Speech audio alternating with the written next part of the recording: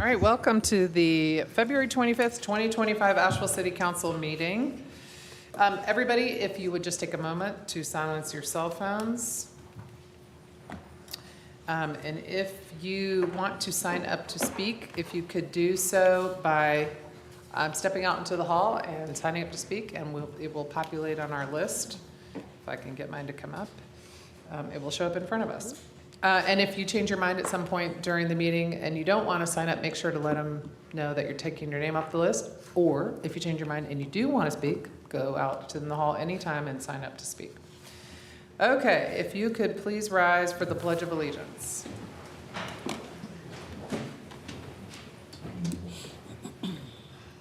Pledge allegiance to the flag of the United States of America and to the republic for which it stands, one nation, under God, indivisible, with liberty and justice for all.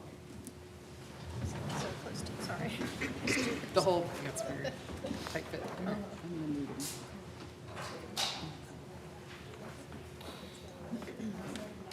Okay, just a couple of quick announcements before we begin. The first is that Asheville, the city has launched a website called AshevilleRecovers.org. This is a great one-stop information source for our community. It's live now. You can find progress updates on recovery. You can sign up to get the progress updates emailed to you. You can get a list of public meetings, FEMA deadlines, city and community resources, and also ways to volunteer, which we've been so lucky to have so many people volunteering in our community. Again, that is called AshevilleRecovers.org. That is live now. Also, in an almost equally, if not more exciting announcement, the Nature Center is reopening. Yay! Yes. We would have had a red panda here, but apparently you can't do that. So, I know we're down to one, sadly. So it will be open to the public starting on March 17th. So that is really exciting news for Asheville and for the Nature Center. All right, that concludes our exciting announcements. And now we have two exciting proclamations. The first is Invasive Species Awareness Week. And our Councilwoman Maggie Ullman is going to present this proclamation. We have a number of people who are here on Invasive Species Awareness Week.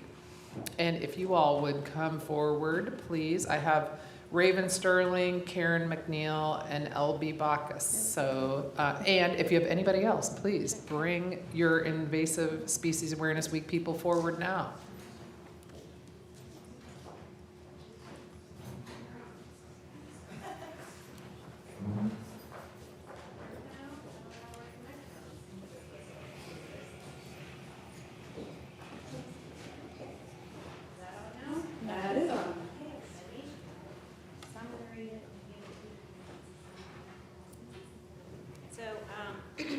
Whereas invasive species are among Asheville's most costly threats to natural ecosystems, and whereas invasive species management is an imperative field of study and educational opportunity for Asheville's recreationists, farmers, land managers, and water management. And whereas recreation, farming, fishing, and natural tourism have been of vital importance to Asheville's history, growth, and financial health. And whereas invasive species management improves the quality of life for all of Asheville residents, and its importance should not go unnoticed. And whereas the City of Asheville recognizes the need to manage invasive species to protect our ecosystems for future generations. Now, therefore, our Mayor, Esther Mannheimer, declares February 24th through 28th the Invasive Species Awareness Week. Thank you so much. And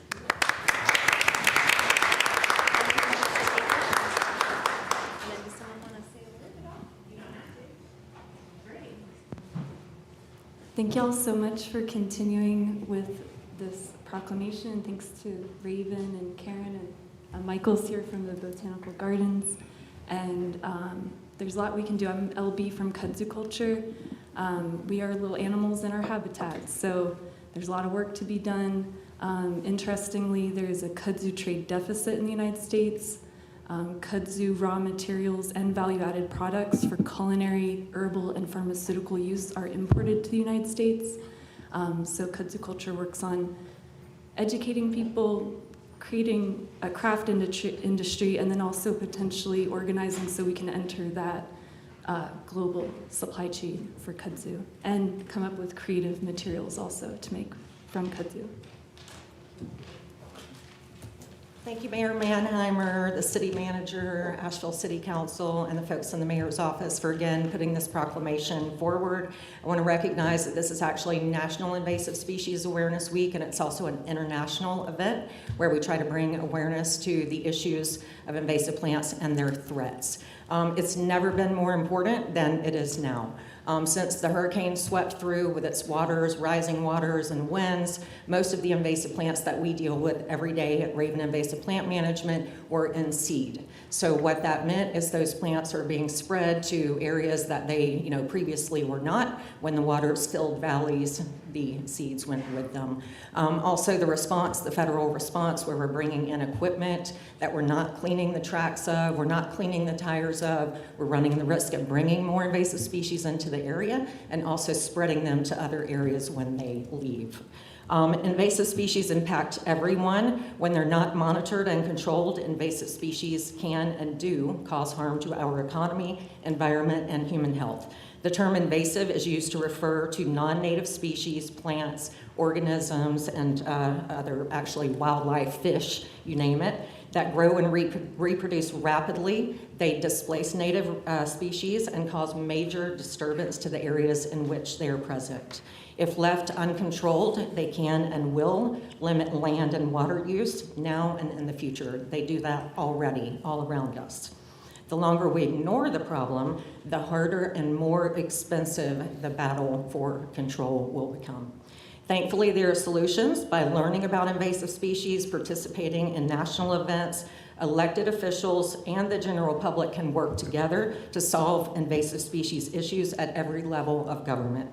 Through education, information, and advocacy, we can help to stop the spread of invasive species in one of the most biologically diverse places in the world. I hope we don't forget that.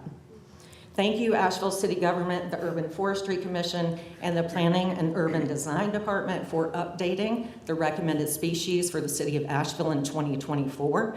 Even as I stood in front of you for 2 years, the list started with an invasive plant. Most of the first category included invasive plants. So I appreciate that work. You also now have a banned invasive species list, and it's pretty exhaustive, and I hope that folks are able to find that on the city's website.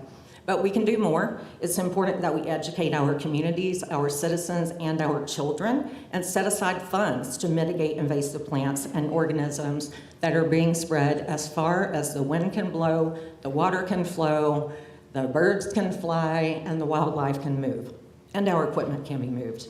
I hope we can work together to enact change and protect this incredible place we call home before it's too late. Thank you so much. Thank you all so much.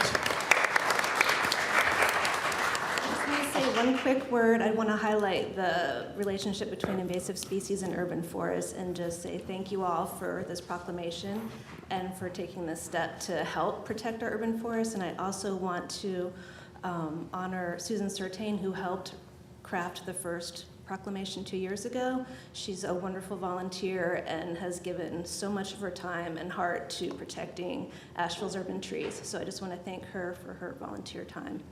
So thank you all.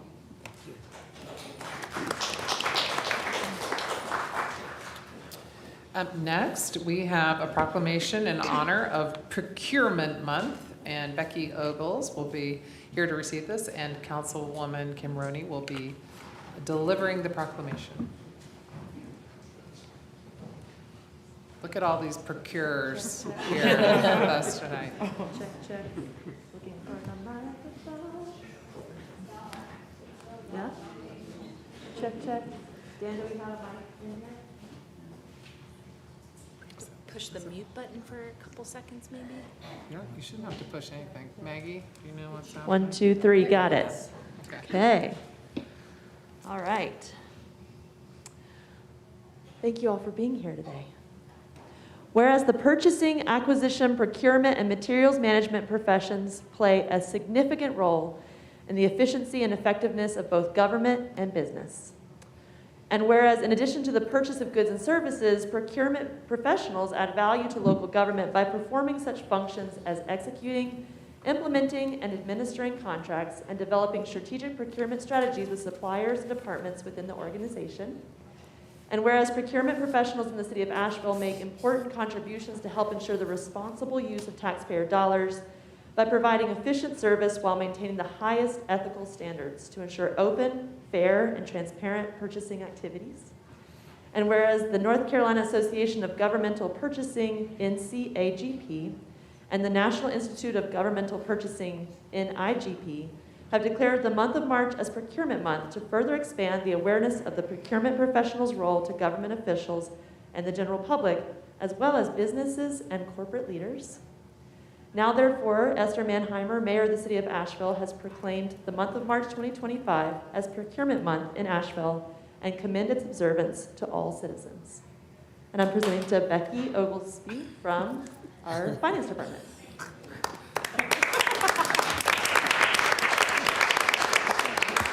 Maggie got so excited, she already started clapping.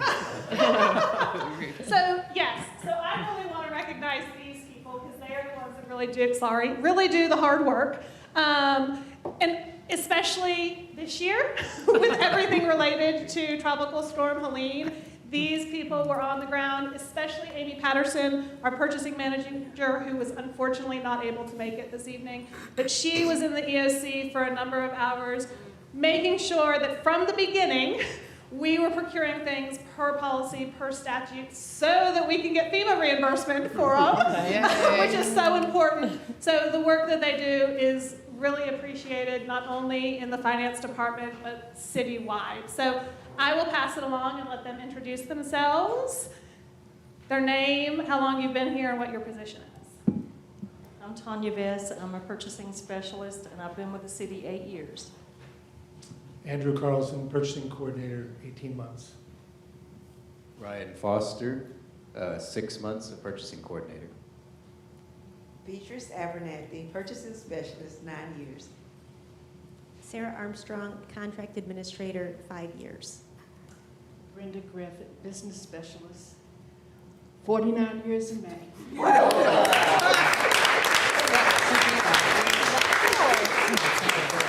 Thank you so much. And I did see several of you doing recovery work early on in Helene here at City Hall. Everybody was all hands on deck, and you were going above and beyond, so thank you. Thank you. Thank you.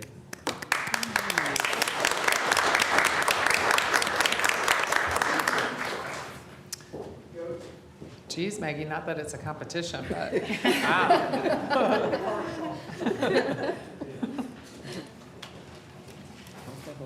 Thank you all. Have a good rest of your evening.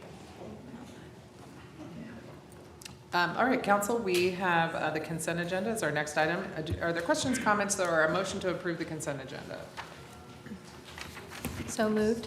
This is Kim, second. All right, we have a motion and a second, and I checked a minute ago.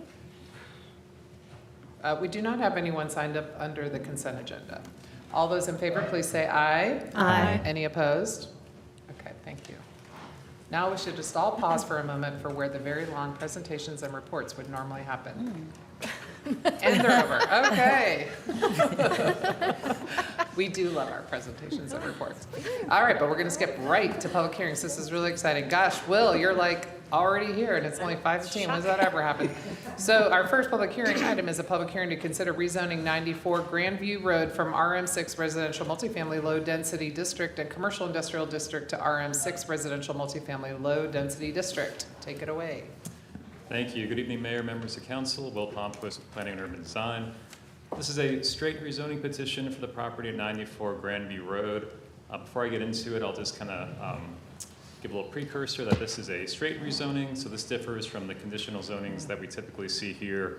There are no plans or projects associated with this rezoning. It just changes what's allowed by right based on the zoning district.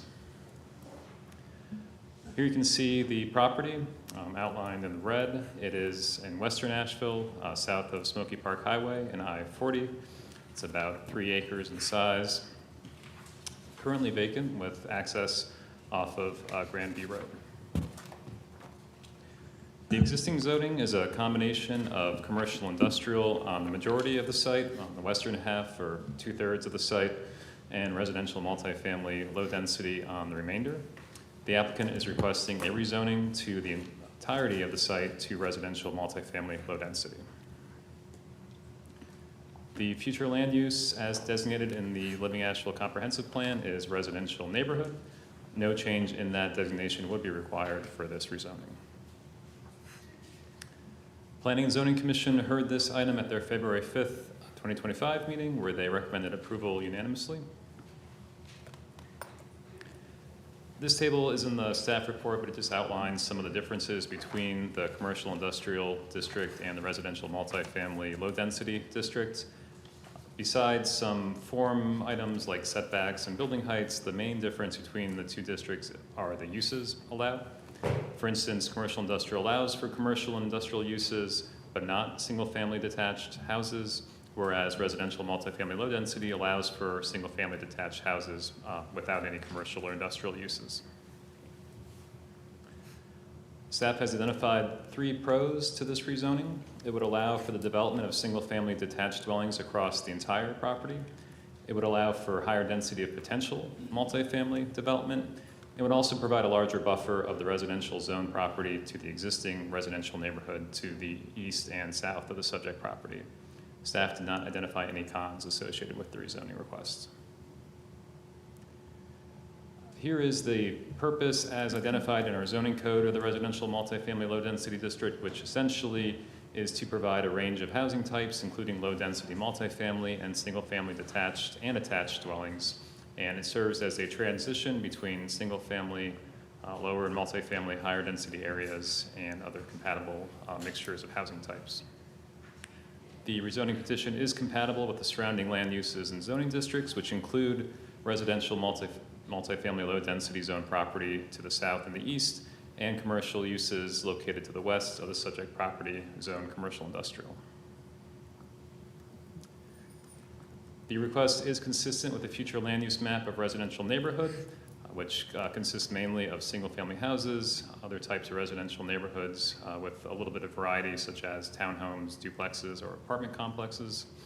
And the rezoning supports a number of goals in the comprehensive plan, including to encourage responsible growth by prioritizing greater density of development overall throughout the city as appropriate, to celebrate the unique identity of neighborhoods through creative placemaking by continuing to support contextually appropriate infill development in a variety of housing types, and to increase and diversify the housing supply by promoting zoning policies to encourage more housing by expanding areas permitting higher density development. Therefore, staff concurs with the Planning and Zoning Commission and recommends approval of the proposed rezoning. Glad to answer any questions you might have. Questions? No questions. I'm prepared with a motion. Okay, and we open the public hearing and we close it because there are no public comments. I move to approve the rezoning request for the property located at 94 Grandview Road from commercial industrial to residential multifamily low density RM6 to residential multifamily low density RM6, and find that the request is reasonable, is in the public interest, is consistent with the city's comprehensive plan, and meets the development needs of the community, and that the request, 1, prioritizes greater densities of development overall throughout the city as appropriate, 2, supports contextually appropriate infill development in a variety of housing types, and 3, promotes zoning policies to encourage more housing by expanding areas permitting higher density development. Second. All right, we have a motion and a second. All those in favor, please say aye. Aye. Any opposed? All right, thank you. All right, the second item is a public hearing to consider rezoning 1289 Sand Hill Road from Commercial Industrial District Conditional Zone and Industrial District to Commercial Industrial District. Sounds similar. Will is back again. Talk to us about this. Thank you, Mayor. Hello again. Likewise, this is a straight rezoning petition, so no plans or projects associated with this. It is just a request to change the base underlying zoning district of the property, located at 1289 Sand Hill Road. Here you can see the site outlined in red in the aerial image. The site is mainly vacant, located in western Asheville, south of Smoky Park Highway in the Enka area of the city. The existing zoning, and I'll get into this a little bit more, is a combination of a commercial industrial conditional zone from a former conditional zoning approval and industrial. The applicant is requesting to change that to base commercial industrial district. This slide shows basically the project that was approved that this property was part of back in 2010. It was a project known as Enka Commerce Center or Enka Center, and involved about 1 million square feet of proposed development consisting of property in the greater Enka area in both the city and the county. The project never went forward, and some parts of the property, including the area of the project, including the area outlined in blue, was rezoned as a different conditional zoning a couple of years ago. So essentially the project is void and the zoning doesn't relate to the property any longer. Therefore, the applicant is requesting this rezoning in order to make use of the property since they can't make use of it as currently zoned under this old conditional zoning. The existing future land use is industrial manufacturing. No change in that designation would be required. Planning and Zoning Commission recommended approval unanimously at their February 5th meeting. The pro associated with this rezoning is that it would allow for productive use of the property in a manner consistent with the city's comprehensive plan and appropriate within the existing development context. No cons were identified.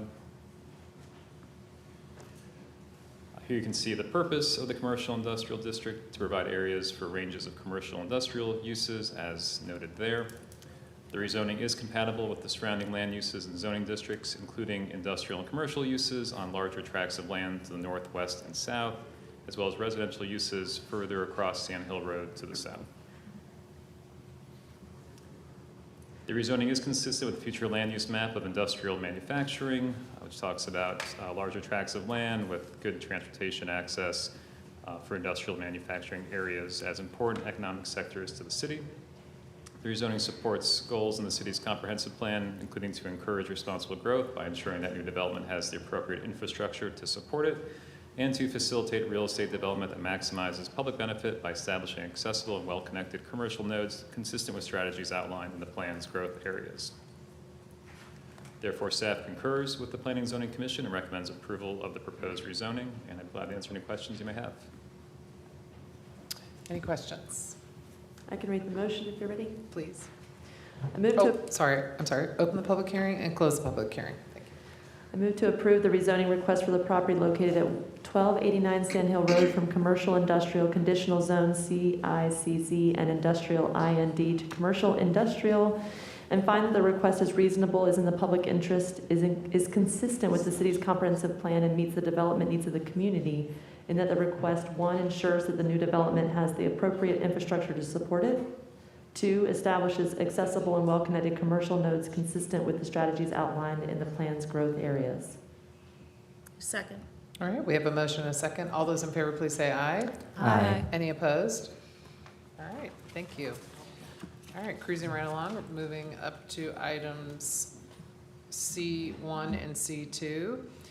The first one is consideration of a resolution authorizing the use of a portion of an approved housing trust fund loan allocation for the purchase of land on Oak Lodge Road and Dogwood Road for the Pine Lane project being constructed by, I'm hoping it's Rowers or something like that, company, consisting of 126 affordable housing units. So that's the first part, and Sasha Bertinsky is here to talk to us about this, and then we'll do the zoning part next.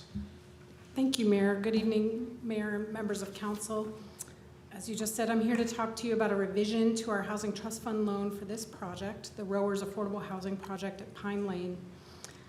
A few key takeaways. This past April, City Council approved a $3.879 million loan for this project. It's for 126 affordable units of housing. It includes a number of 3 and 4 bedroom units, and I remember us all being pretty excited about this project. It is a 4% low-income tax credit project. They are requesting to use a portion of their loan, $2,050,000, to fund the purchase of land for affordable housing project. This is a slight change than what was posted online by $50,000.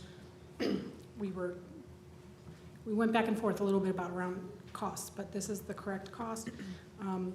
Land acquisition is an eligible expense for a housing trust fund. And if you approve this request, a deed restriction will be placed on the land to protect this investment. Usually there's a deed restriction with conditional zonings as well, but this is kind of separate about our land purchase. We would be in first position until other financing comes into the project. So until they actually close on all their other loans, we're in first position. The deed restriction stays with the land and is in first position throughout the project.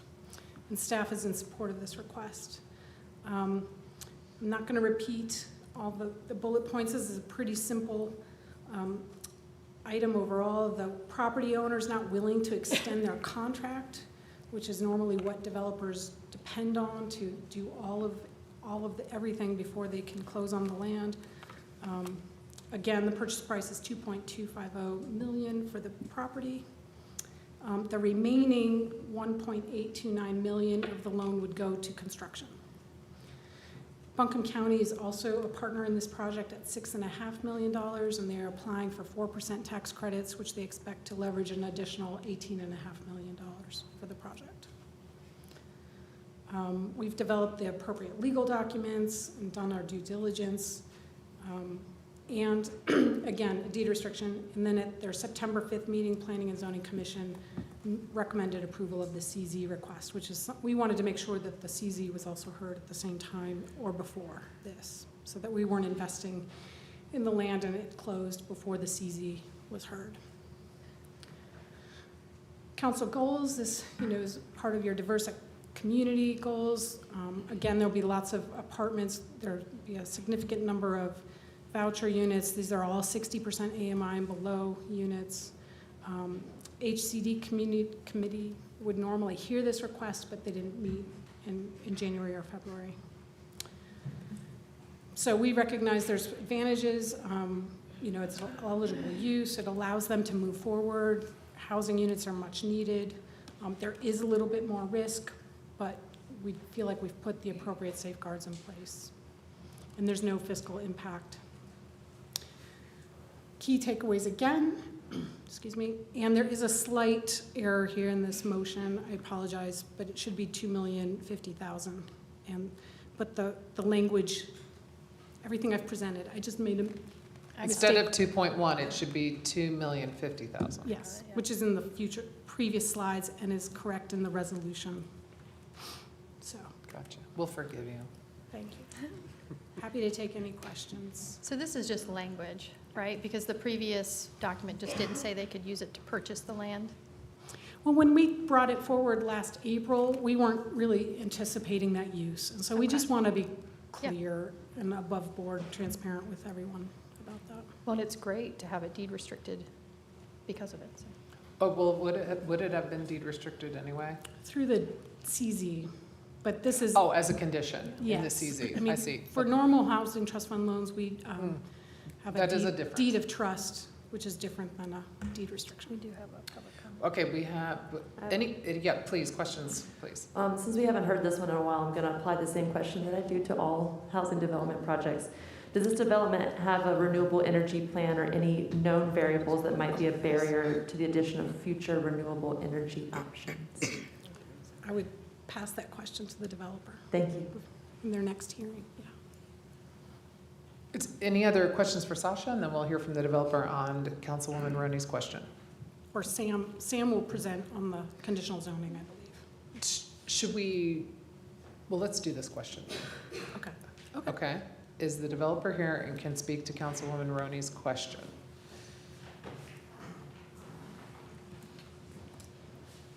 Good evening, council members. Really appreciate the consideration of this project so far. We're very excited about it. In relation to your question, we're just getting started on construction documents right now, so environmental, design hasn't been incorporated yet, but we are looking at what the requirements are per the QAP and CHFA, and we'll follow those along with any other guidelines that we have to follow or will follow.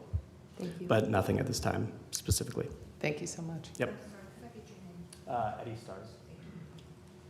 Thank you. We have one person, okay, no. We have one person signed up to speak under this item.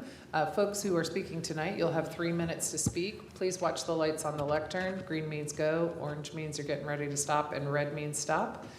And the one person signed up to speak on this item is Jenny Luzak. And this is a combined public hearing, so we're doing the public hearing. I'm just going ahead and doing it. That's fine, Yeah, that's okay, fine. yeah. And Mayor, because it's a public hearing, you may or may not want to hear the staff presentation on the actual CZ as well, since that's the item that actually requires the public hearing. Do you want to wait, or do you want to go ahead? I mean, I think you're here, you can just talk to us. Okay, I wasn't sure if I had to speak directly to the financing part, or if I could just sort of speak in general about the project. Just, no, Just yeah. talk, okay. Yeah. I went to the zoning meeting, which was really informative, but I live in the neighborhood. I actually live right next door to where the entrance, we'll just be looking directly at the clubhouse, where the clubhouse is planning to go. Our house isn't actually on the drawing, but we are there, we live there. I'm really concerned about the impact on the existing community, and it felt like during the zoning meeting that there wasn't a lot of time spent on the fact that it's currently a privately maintained road that's maintained by us and all the people that live on it. We don't really foresee the renters like wanting to also maintain the privately maintained road that they're going to use. It seemed that it was expected that no one that was going to live in these units was going to drive down that road. Our road and Pine Lane connect. It's technically a dead-end road right now, but it's not actually a dead-end road, and people use it all the time and come in and out. I'm sure that the people that live there will use it. So far, we haven't heard anything about improvements to Pine Lane or improvements to Oak Lodge or anything to accommodate all of these people that are going to be living there. So that's really my biggest concern, and I think a big concern of the other people in the community where I live, which a lot of us own our homes, and we have a nice, what I would consider affordable community there. It's not on the same level as what's going in, but I would like to see more thought put into, ways that it could buffer the impact of this many people coming into a very small neighborhood that's already there. On a personal level, it would be amazing to have a fence at minimum put up between our house, which is right next to the clubhouse, which seems like a little bit odd in terms of the layout being that it's a public space right next to a residence. So I don't know I don't know who to say any of this to, but I figured I would come and say it to you guys. If there's anything that anyone can do to encourage that in the development to sort of buffer the effects of, just the quantity of people that are going to be there. That's it for me. Thank you. Thank you so much. Okay, so I'm going to, so we didn't have a public hearing on that. We're not closing the public hearing yet. We're just going to go on to the second part of this presentation, which is the part, yes, thank you. Sorry, I've got two different things happening here. All right, Sam, you're up. Yes, thank you, Madam Mayor, members of council. Again, for the record, my name is Sam Starbaum. I am a Planner 3 with the Planning and Urban Design Department, and I will get my presentation pulled up here. If you would just give me 1 second, and I do plan to address some questions from Councilwoman Roney. I also heard there were some questions in the agenda briefing that I will detail, and I will get a little bit into access. Boy, that's a finicky mouse. Give me 1 second. She's moving it. Oh. No wonder I was having issues. Good grief. Yes. We just want to see if It's a tug of you war can over overcome here. that. You've got it. Okay, I've got it. Sheesh, not really instilling confidence here. So as you all know what this is a conditional zoning petition for 2 parcels which are unaddressed, but I will colloquially refer to as the Pine Lane Apartments. This is different from what Will had discussed in his first item. This is conditional zoning. This is something that can be conditioned. We will go through the technical modifications and the conditions as well. But as with all my presentations, I like to start with some aerial imagery as well as some maps to paint the picture of where we are and what we are looking like in Asheville, where this is specifically, of course. before getting into looking at some of these plans, the comprehensive plan, Living Asheville, and then also the climate and resiliency plan, which I know is now important to council. So where are we? We are, of course, in the Brevard corridor. You can see there from the sun in the bottom left corner on that left image, that is south and west. If you're looking at directions, north is up. And then to the right, on that right image, you can see a little clearer with some satellite imagery, some orthography. These two parcels are just east of the interstate. They are also east of what is predominantly county land. It is north of a lot of commercial districts and commercial activity. You can see what is there in RB, or regional business, is currently the Asheville Toyota. As you move further south along Brevard Road, you're going to see a slew of community business 1, 2. You'll see highway business and regional business. This is very common for Brevard. Now, immediately to the east, you will see the single-family developments that the speaker was talking about. You can see off of Elaine Eden, you can see Oak Lodge, which is a privately maintained road which was not dedicated to the city. And then you can also see Pine Lane and Pine Loop. The two parcels are highlighted in red. It is worth pointing out a few things about the zoning and the future land use map. Insofar as the base zoning is concerned, these are actually two different zone districts. The smaller southern parcel is RS8. That is a single-family high-density district. And then, in fact, that is the highest density single-family district we have in our UDO. And then the northern parcel, the larger one, is commercial industrial. It is also true to say that for the future land use designation, that these carry two different future land use designations on that map and in our Living Asheville comprehensive plan. The northernmost one is industrial manufacturing.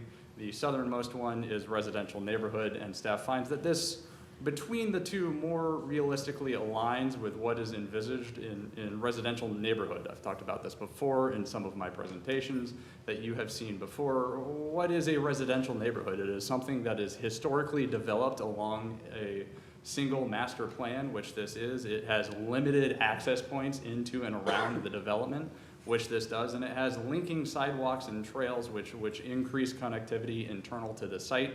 And these can approach 3 to 5 dwelling units per acre. This is just a little bit higher because we are looking to increase the amount of affordable housing that is there. But we do find that this is more in line with residential neighborhood as opposed to industrial manufacturing, which has much wider road rights of way and heavier road rights of way. So it has more than 6 inches aggregate base course. You're supporting the bigger 18-wheelers, things like this. We are cognizant of the concerns from neighbors about access and what type of vehicles we want there. While access will continue to be a concern, and there are ways I will talk about that, we find that this being residential is far more contextually appropriate. And in talking about what is and isn't substantially aligned with, I did want to take a second to address what is in the comprehensive plan that is most important. Again, this is something like other applications you have seen today. We are encouraging responsible growth by providing infill development in targeted growth areas. This is supported by the W3 line, so this is near a transit corridor. There is also a bike lane that runs south. We are increasing and increasing and diversifying the housing supply. And something that my colleague Clay Mitchell did not mention when he was taking this through Planning and Zoning Commission is we are also supporting a resilient economy here. And that is something that is accomplished by affordable housing. Asheville has to be attainable for all, for our economy to work for everyone. Everyone has to be able to be here, and that is something that we have talked about. So we do find that it is in substantial conformance, and I did want to spend some time also talking about that resiliency plan. I heard in the agenda briefing that there was a real need to address that moving forward. So this is, as you can see from the site plan in that image, we're staying out of the stream buffer. They have increased the amount of open space by an acre over what the requirement is, and they have done their stormwater calculations to a greater coefficient, a runoff coefficient. It is engineered better to handle heavier rain loads, washouts, and will detain and retain water better. So this is the site plan. As Sasha talked about, these are 126 units. They are at 60% AMI proposed for 30 years. That is in the conditional zoning. I know that unit counts are also important to council, so I wanted to break that down. So there are 14 one-bedrooms. There are 28 two-bedrooms. There are 62 three-bedrooms and 22 four-bedrooms. So council hears you when you ask about that in the agenda briefing. This is the general layout. It is across 4 buildings. It is actually going down in the steep. topography. It will link from Pine Lane. There will be improvements to the existing Pine Lane, which is city-owned and maintained and is currently paved. So the applicant will speak about how they intend to prove chain of title to improve Pine Lane all the way. And then you can also see the clubhouse that the speaker was referencing in the southernmost portion. As you enter into there, all landscaping standards are met, and there are also 15% of the tree canopy, which is 60,000 canopy feet, are being met here. So that's a little bit about the site plan. I did want to spend some time talking about the elevations. This is a predominantly lap fiber cement siding. This is also going to be the case for the 4 apartment buildings. It will have a brick masonry foundation of either white or black, and then what you see for the siding is going to be your cement fiber lap, usually horizontally oriented, and then your mix of pitches between 612 and 1212s for those roof pitches. And there are 2 technical modifications that the applicant are requesting. The first one is, of course, the 5-foot sidewalks internal to the site instead of the required 10-foot wide standard for a residential expansion district. And then the second one, this is where I want to spend a little bit of time. The applicant is asking that they do not provide a sidewalk as required on Oak Lodge Road. Staff does hear the concerns about Oak Lodge Road. One of the ways in which we can encourage use of Pine Lane rather than Oak Lodge is not providing sidewalks, making that seem like that is a pedestrian environment. Again, that is a private road. Since Planning and Zoning Commission, we have also included a cut sheet and worked with a developer to make sure that there is signage actively stating that this road is not to be used, and to encourage roads to Pine Lane as well. So there is signage and other plans there to make sure that all activity is either through the built environment or through signage directed through Pine Lane and Pine Loop. So those are the technical modifications, and then this does bring us to the staff recommendation. We do concur with the Planning and Zoning Commission and recommend approval. This is not to say that this is the perfect development, that this meets every aspect of Living Asheville Comprehensive Plan, but it does say that we find that it substantially conforms with, and this does address the housing need for affordable housing within the city of Asheville. So with that, I've provided a suggested motion for you, and I would be happy to answer any questions that you may have. That's short. I have one. Okay, so you covered a lot of ground very effectively and quickly. Can you go back to the road? What would it look like for if the neighborhood wanted Oak Lodge to be a city-maintained road? Because I didn't hear maintenance discussed, and that seemed to be the real concern with the number of users anticipated to use it. I will let Brad speak to that. I will let the applicant speak to that, and I will say just a little bit about that. There is not an appetite from the transportation department to have or exercise eminent domain to acquire the necessary right-of-way to bring Oak Lodge up to standard. It is currently not paved. For this to be dedicated to the city of Asheville, there would need to be a number of standards for which this is met. It is clear that the better access forward would, of course, be through Pine Lane, which is already maintained and built to the city standard. Is that in the ballpark? You made my job very easy, Sam. I would just add to that the typical process would be a dedication of all of the owners who have an ownership right in the private road as it stands today would have to submit an application to the city to essentially request that the city, through council, accept the road into our public road system. Typically speaking, as Sam pointed out, our requirements before staff would support that is that the road is actually either brought up to city standards or could be brought up to city standards. Certainly it's not at this point in any of our capital programs to do that, so we would usually ask whoever's developing it at the time or the property owners themselves to bring it up to city standards if it wasn't already. It seems like requiring a sidewalk on a not paved road or not up to standard road would be a challenge. It certainly could. And so, again, some of that will be very dependent upon where the property lines are. Oftentimes with roads like this, the property lines go right up to or even to the center of the road, which means you would have to obtain property rights on every adjacent parcel in order to actually not just have the sidewalk, but to construct it as well. So it could be very challenging. Also around noise and the proximity to the public use of the clubhouse plan for the close proximity to the rest of the neighborhood. I heard a request about a fence. And the landscaping often is by design meant to create sort of like a noise barrier. Mhm. But have there been conversations between development, the staff, the neighborhood about this already? There have been concerns about noise. The applicant has chose to leave most of the undisturbed area to the west to deal with the interstate noise. All landscaping standards are met and were done in a way to mitigate noise. A fence may be a possibility, but a city would not be the party to that negotiation, so the applicant should engage with the individual who is speaking about that. That is something that may be possible, but just certainly not anything that the city would be party to. But the landscaping standards were met, and we cannot ask for more than what is already required.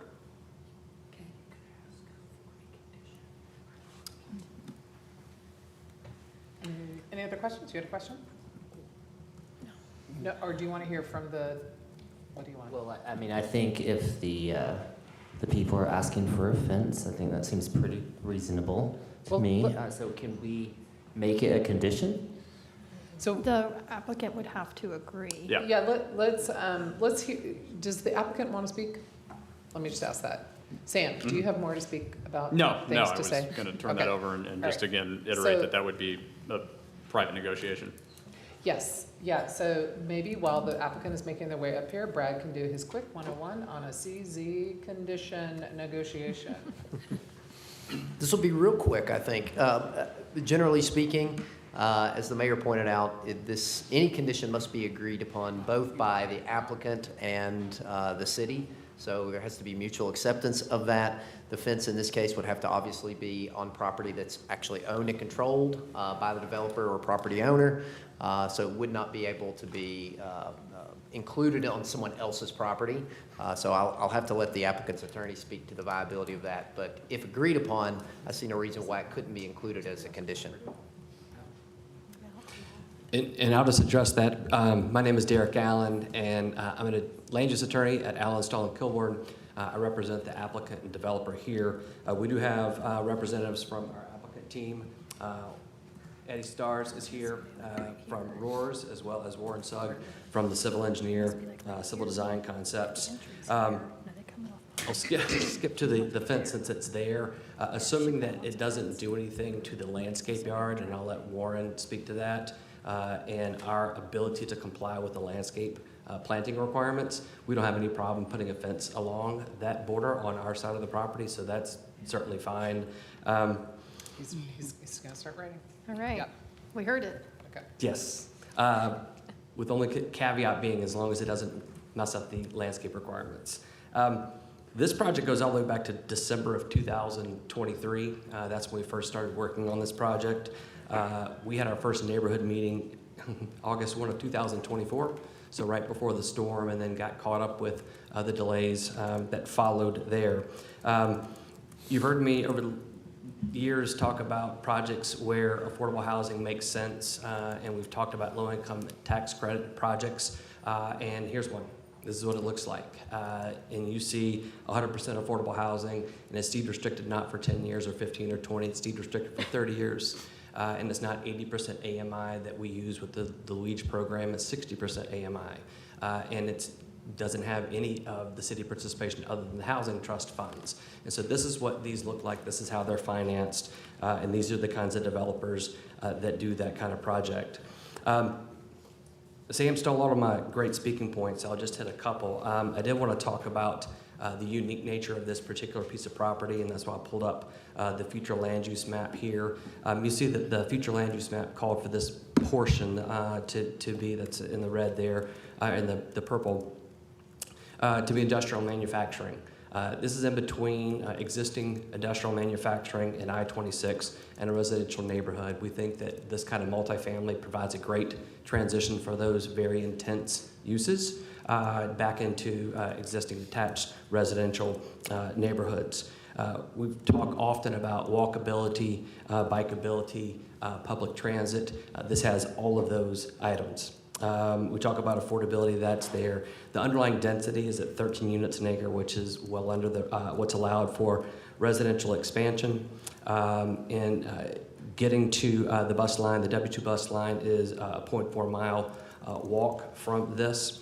I do have a letter. I'm not sure it made it into your packet, so I'd like to hand it up. This is from Asheville for All. It's in support of both this project and the project that follows on Sweeten Creek Road.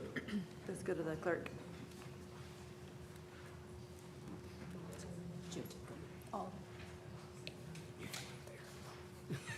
I got a few things going on.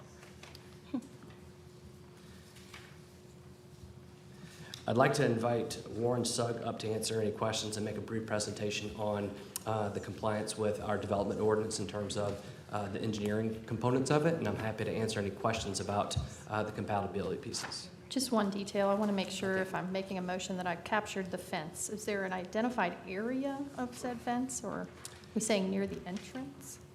I think what I'll do is I'll let Warren come up to talk about the site plan, and we can drill down on where that fence should be, and we can solicit questions and input from the neighbors that might be here to speak.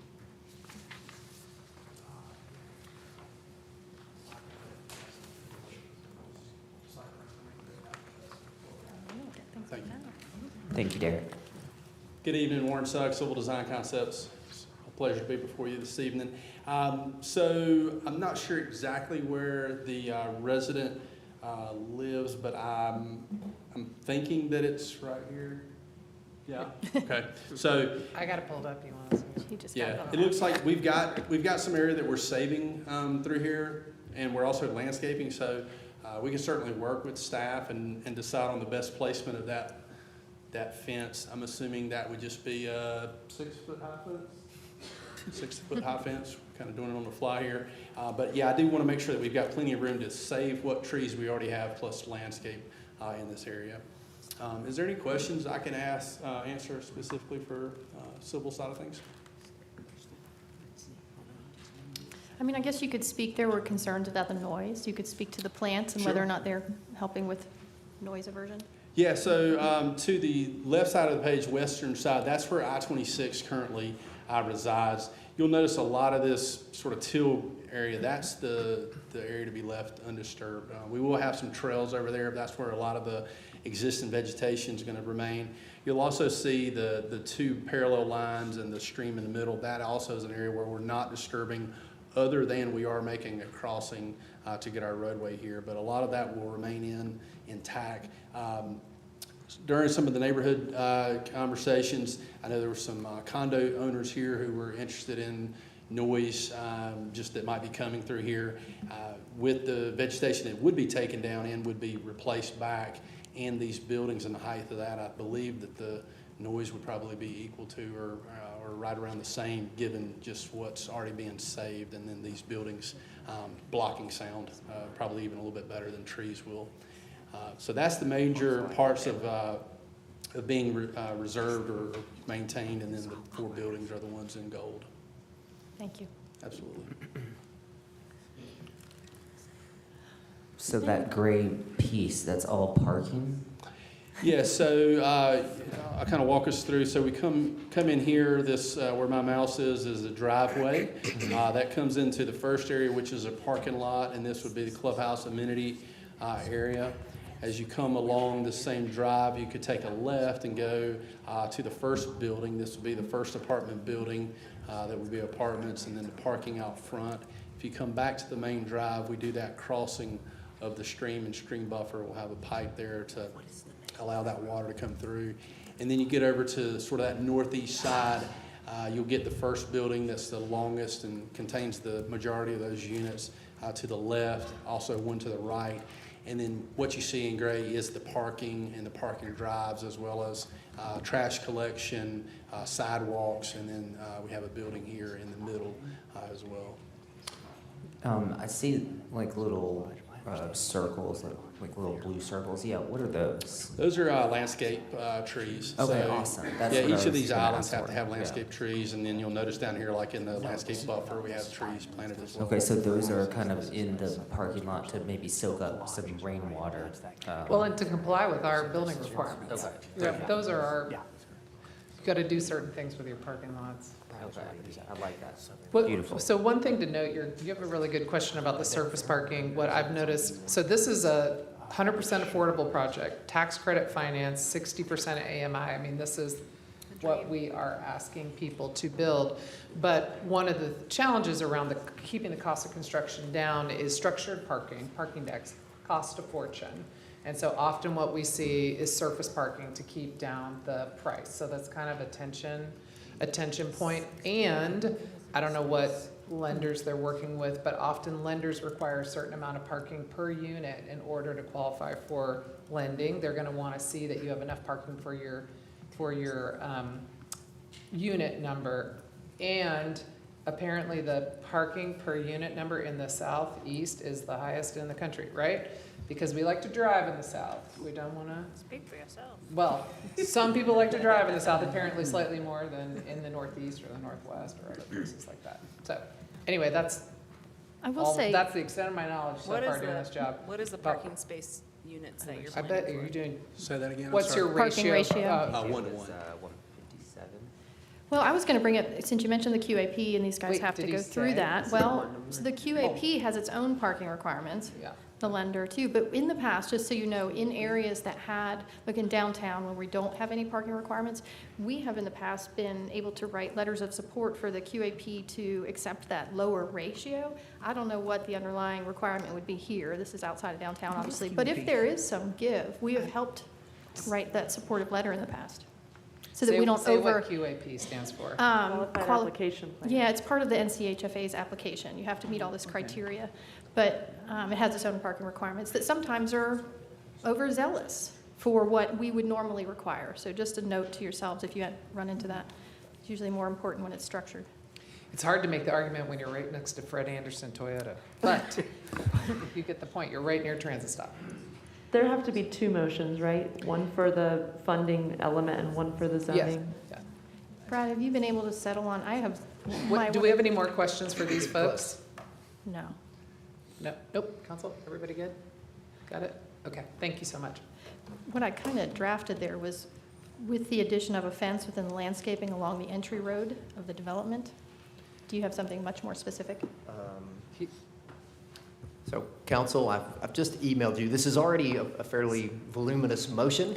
So what I've tried to do is specify with a little bit of additional detail where the fence is, and also give some indication that it is not to be constructed in such a way as to disturb the landscaping plan, which has been part of this.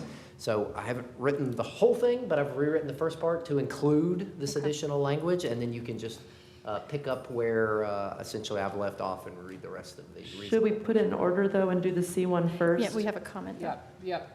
You're just making sure it's all prepared. Yep. So we're gonna have 2 items to vote on. And while we've been doing all this, we had one more person sign up to speak. So I'm going to have that person speak, and then we'll do Sasha's one first, and then we'll do Sam's one second. Everybody got that? Yep. So the funding motion is one motion, and then that's for our housing trust fund monies, and then the zoning is the second vote. But in the meantime, Natasha, I think your last name is Schwade, but maybe it's Schwader. It's Schwade. No R. Okay, thank you. You will have 3 minutes to speak. Hi, y'all.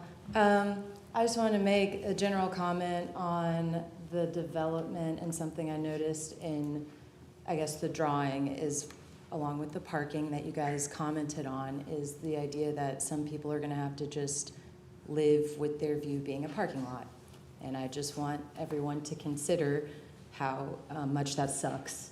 And maybe if we just had the parking split up somewhat, or to create more beauty, but imagining being the person who is living in the building, apartment, space, whatever we want to call it, especially if it's affordable like housing, and we're looking at a parking lot.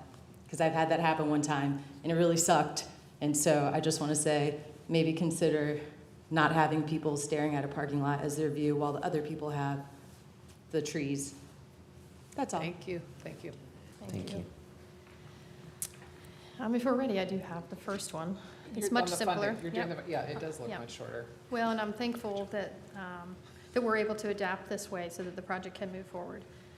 All right, so I move to approve the request to use $2,050,000 of the $3,879,366 Housing Trust Fund loan to purchase the land located at 99999 Oak Lodge Road and 99999 Dogwood Road for the Pine Lane project being constructed by Rowers Company.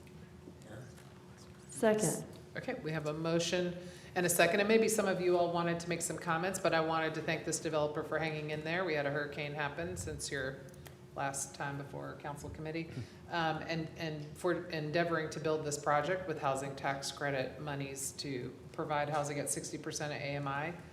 We wish we could see many more projects like this come forward, and so this is great news, and thank you for doing it. And I realize it's not, we've got a couple of neighborhood concerns here, but I think the very first vote I took on this council, these guys have all heard me say back in 2009, was on Mountain Housing Opportunities project on Larchmont near my neighborhood, which was highly controversial and has turned out to be fantastic. And no one has said one complaining word about it since then. So I also carry on. want to say, you know, we probably shared this in April when it came to us, but for years, as we have worked so hard to develop partnerships and see affordable housing built in the community, we were getting one-bedroom efficiencies, sometimes an occasional two-bedroom, and we were starting to voice our concern that if you were in need of affordable housing and had several children, we may not be creating those kind of opportunities. So I'm thrilled to see the unit count and the breakup with this. I can make that motion, or Kim. This is really awesome. This is affordable housing. These are the things that we need. In fact, if we can get more of this, I would like to see that. Thank you for being so patient with us. I think this is a win for our community. Okay, we have a motion and a second on the first one. All those in favor, please say aye. Aye. Any opposed? Mayor, I'm sorry, I didn't get who made that second motion.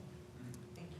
Wait, The second. we didn't The make the second second. to the He said the motion. second to the motion. I The understand second what to you're the saying. motion. Yeah, So now we have a second motion. Are you ready to I read? am. I didn't know. Does anybody else Kim want? looked a little ready. Okay. Anybody? Okay. I'll move to approve the condition. Pardon me, I'm sorry to interrupt, but Mayor, I don't think you closed the public hearing on this. Oh, okay, I close the public hearing. Thank you.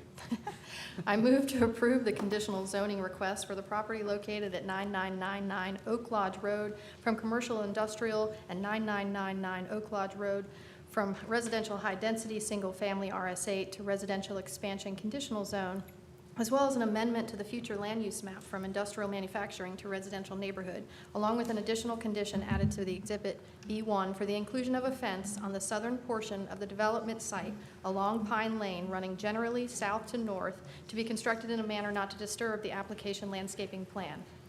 I find that the request is reasonable, long, just a second, to get to the other one. I find that the request is reasonable, is in the public interest, is consistent with the city's comprehensive plan, and meets the development needs of the community, and that the request, 1, provides infill development in targeted growth areas, 2, provides lower housing prices available relative to incomes and greater choice in our housing options, increases the supply of affordable and workforce housing, and 4, supports more affordable housing through grant funds and other housing programs, and provides for affordable housing closer to jobs and other services. Enthusiastic second. Okay, we have a motion and a second. Okay. Oh, Sam, you came up here. Do you want to tell us more things? No, I'm ready to go. Oh, I see. You're Yeah. teeing up. Okay, all right. Didn't want to fight with Maggie again. All right, okay. We have a motion and a second. All those in favor, please say aye. Aye. Any opposed? Okay, thank you. All right, Sam, next, Sweeten Creek.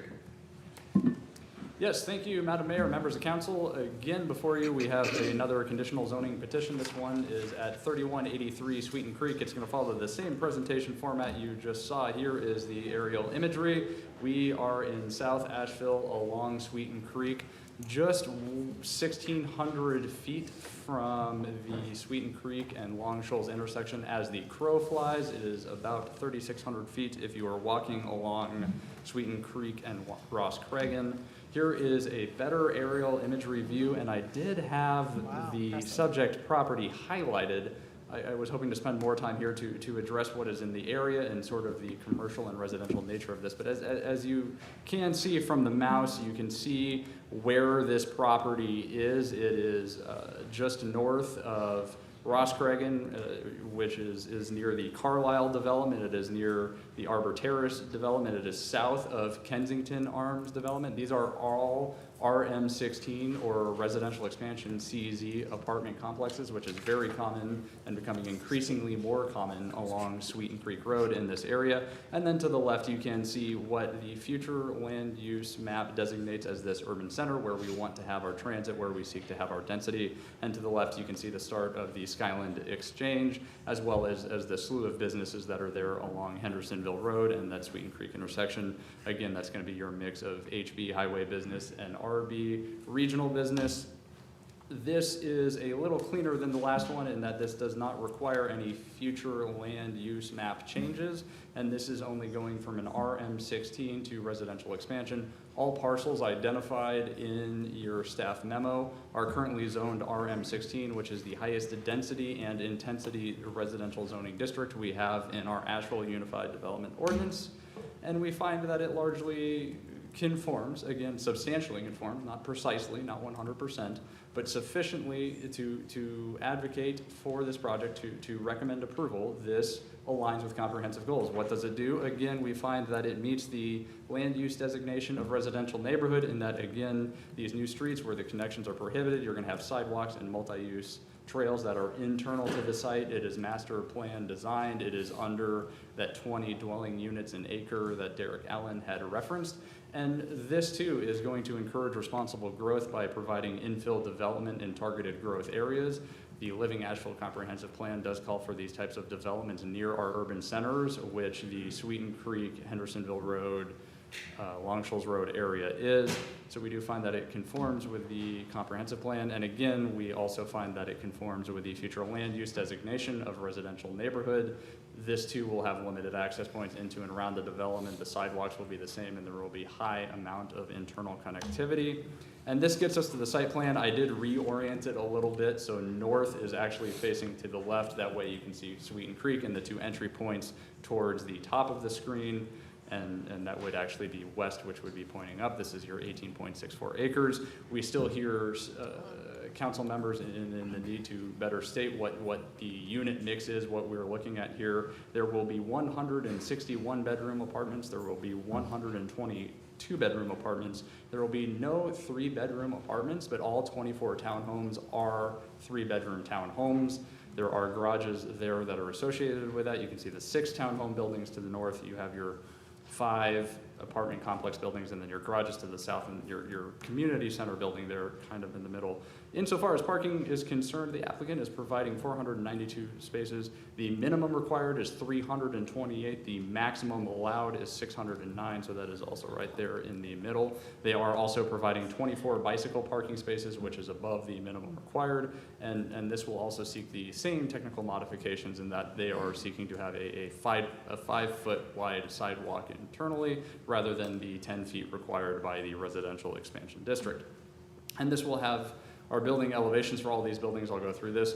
Again, this will be remarkably common in that you'll have the stone at the base and some sort of cement fiber as the horizontal lap there with a multi-pitched roof. This is for the apartment complex. This is what the townhomes will look like sitting above the garage. Again, you're gonna have a stone foundation, horizontal lap. You'll have a bit of a vertical lap and some cedar shake shingle as a secondary roof element, but an asphalt roof overall connecting the building. And then this is what the community center will look like near the pool. There is no stone foundation here. It's all just horizontal siding. This is the garage. This will have your horizontal siding and your asphalt shingle roof as well. And this brings us to the 5 technical modifications that the applicant is seeking. Again, we've sort of already addressed the first one, which is that they are seeking a minimum 5-foot wide sidewalk within the internal site layout. The second one I want to spend some time on. The project proposes that same minimum 5-foot wide sidewalk and 10-foot grass strip along Sweeten Creek Road. In discussing this project with transportation, more specifically Christopher Cairns and Jessica Morris, transportation staff would prefer to have an 8-foot strip and an 8-foot sidewalk that provides more ability to pass. It is more ADA compliant, so those who are using wheelchairs or have to use any sort of mobility aids will have more room to pass. You can have a wider traffic way, and it also a wider sidewalk, more so than a planting strip, signals to cars and vehicular traffic, that this is the pedestrian realm. So a wider sidewalk also helps with pedestrian safety. So transportation staff does prefer that 8-foot strip and 8-foot sidewalk. That did not make it into your approval or a recommended motion, so that is something that would have to be captured there as well. And then the last three is that the project will require entering the 30-foot stream buffer to connect with the existing sewer. This is something that MSD is aware of, and the project will also require that disturbance within that stream buffer to then restore the stream buffer after connecting to MSD. However, it is worth noting, and you can see on the site plan, that no building elements are within that stream buffer. The climate and resiliency plan is clear to detain your stormwater, but stay out of the stream buffers. There are no living or resident elements within that stream buffer. It is also worthy of note that of all the units, the 23 currently occupied units, none of them were damaged in the storm Helene, so there is no concern there. And then just that last one, which is a little bit silly, but the townhomes won't have side setbacks because they are, of course, connected. So those are the technical modifications. Staff is recommending approval. We do concur with the Planning and Zoning Commission, again, that this substantially conforms with the Living Asheville Comprehensive Plan and the goals it advocates for. And I will be happy to stand for any questions that you may have. Sam, did the applicant hear about the transportation preference, and were they willing to make such? They did hear about it. I have been in conversation with Warren and Derek. I will let them speak to their willingness to accommodate that. Thank you. Can you confirm what I thought I heard, that there are 23, what we can assume is naturally occurring affordable units currently on the site that will be displaced? So there are 23 occupied units that, well, I should say they were occupied as of PZC in the last conversation I had with the applicant in this matter. The unit mix is there. I can't speak to what the current rent is, what they are paying on that, but that is correct that they will then have to vacate the premise. The applicant can speak to how they have been in contact with them throughout the Planning and Zoning Commission and the City Council process. Staff have received letters of this communication, but ultimately they will be displaced.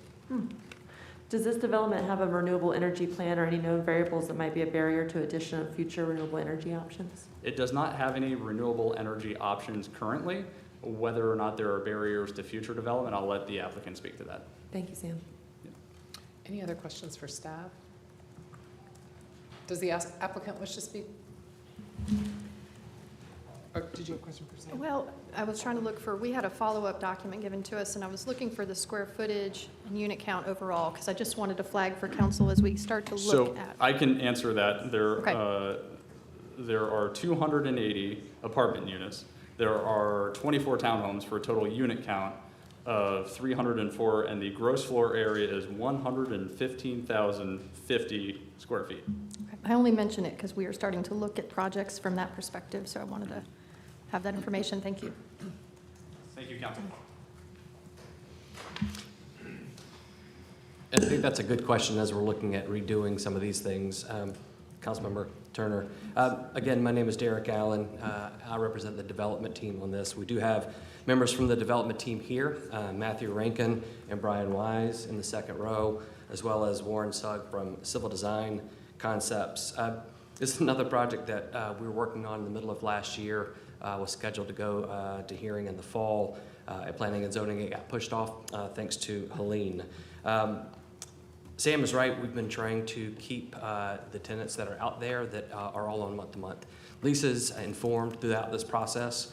We believe that giving time and giving notice and information is the best service that we can do there. In addition to that, we have been in touch with and have available spots on folks that are wishing to get on those available spots for nearby similar situated housing in Fairview, as well as 200 other units available throughout the county. Addressing Council Member Roney's question, we do have a draft condition to offer up, and I'll hand this to the City Attorney in a moment, but it's a draft condition related to solar design as well as for EV charging. And the solar design condition that we would offer up is the design and construction of all buildings shall incorporate design features to facilitate future addition of rooftop solar capacity. And for EV charging, the condition would read, the project shall incorporate a minimum of 4 EV chargers and shall pre-install wiring to facilitate installation of additional EV chargers at the owner's discretion as demand grows. So Brad, would those have to be added to the motion? They would be.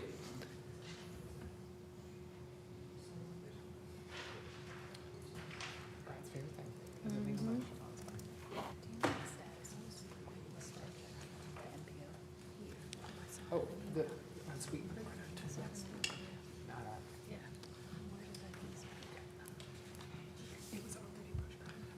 Addressing the sidewalk issue, we're happy to continue to discuss that with transportation staff. I understand from planning staff that that's really something they defer to transportation on. Our thinking on that and talking to the engineers and traffic impact analysis folks is that having a bigger separation with the 10-foot planting strip and the 5-foot sidewalk would be safer along that section of Sweeten Creek. And that's all waiting on Sweeten Creek road improvements whenever those happen. And I did see the nose that's come out recently as that relates. I would invite Warren Sugg up to walk through the site plan. I think that's important for this one. There's some features that we want to go over, including the reasons for the requested technical modifications. The one technical modification related to the 5-foot sidewalks internal is a pretty typical condition. The other ones have some specific reasons related to the engineering of the project. Any questions for me at this time? We were just having a discussion about the timeline for widening Sweeten Creek, and I believe the timeline is nothing now. Correct. Because the DOT is now, I think, officially taken it off the list of projects. It was 50 years before, we had hope, but now. Completely axed. Now it's not in our lifetime. Along with Swananoa River and Sand Hill Sardis and North Louisiana. Yep. Yep, several projects came off the list. Well, we will join in To be clear, that push. because we're talking on the public record, it's because we're prioritizing the I-26 connector project. Agreed. Warren? Unrelated to y'all, sorry. What's that? I-26 stuff. I mean, it's related to this project. It's related to all of the housing that we want to have on our corridors and road safety. True. Good evening, Warren Sugg, Civil Design Concepts. You may see me turn my head like this a lot as we walk through this because I'm used to north being straight up. But we have 2 access points off of Sweeten Creek. Those 2 get us into the site. The northern one, which is on the left side of your page, is it comes in. As it comes in, you have an opportunity to turn to the left and go down through the 24 townhome units. You also could stay straight and get to buildings 1 and 2 and buildings 3, which are your first 3 apartment buildings. You also have an opportunity to hit the clubhouse and the amenity area, which has the pool in the back area. As you go past building 2 and you were to take a left-hand movement, you'll see a line of thinner buildings. Those are the garage units, and I think I need to use a mouse here. Those will help in a couple different ways. It'll help separate the railroad tracks that are there and the buffers that are associated with that from the residential use, and it'll also be another place for parking to occur that's a little different than surface parking. We also have buildings 4 and 5 that are on the southern end of the building, which to your page is the right. Those would be apartment units.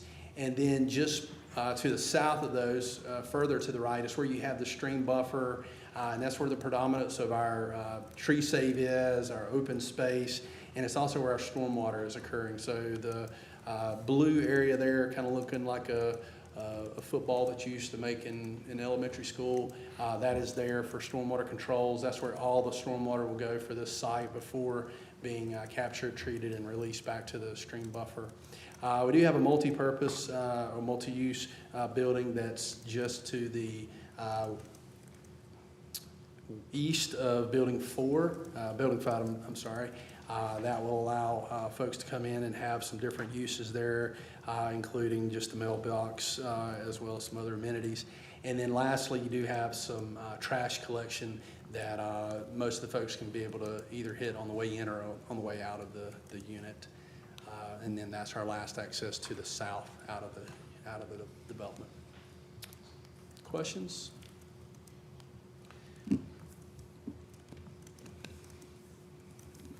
Riveting. We're good. Yeah. Okay, council, I think we have, sorry.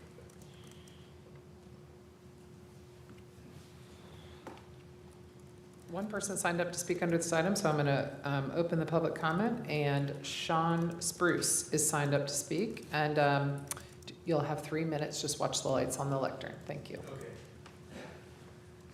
Well, good evening, everyone. My name is Sean Spruce, and I represent the Sweeten Creek neighborhood, which is just a little ways across the street from this development, a little bit more north. I'm the president of our HOA.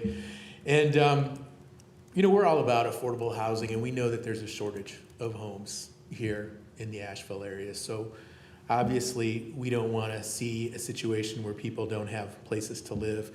But as you mentioned, Sweeten Creek is just, it's already packed, right? I mean, we just have so much traffic on that road, and it's not letting up. We see more and more developments. This is just another one.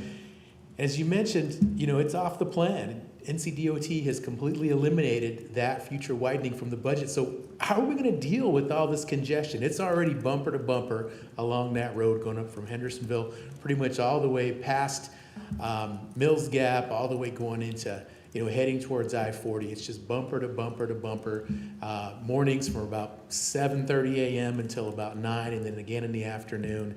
So I just don't see how we're going to support all of this additional housing and where we're going to get the infrastructure to support that, specifically with regard to the traffic.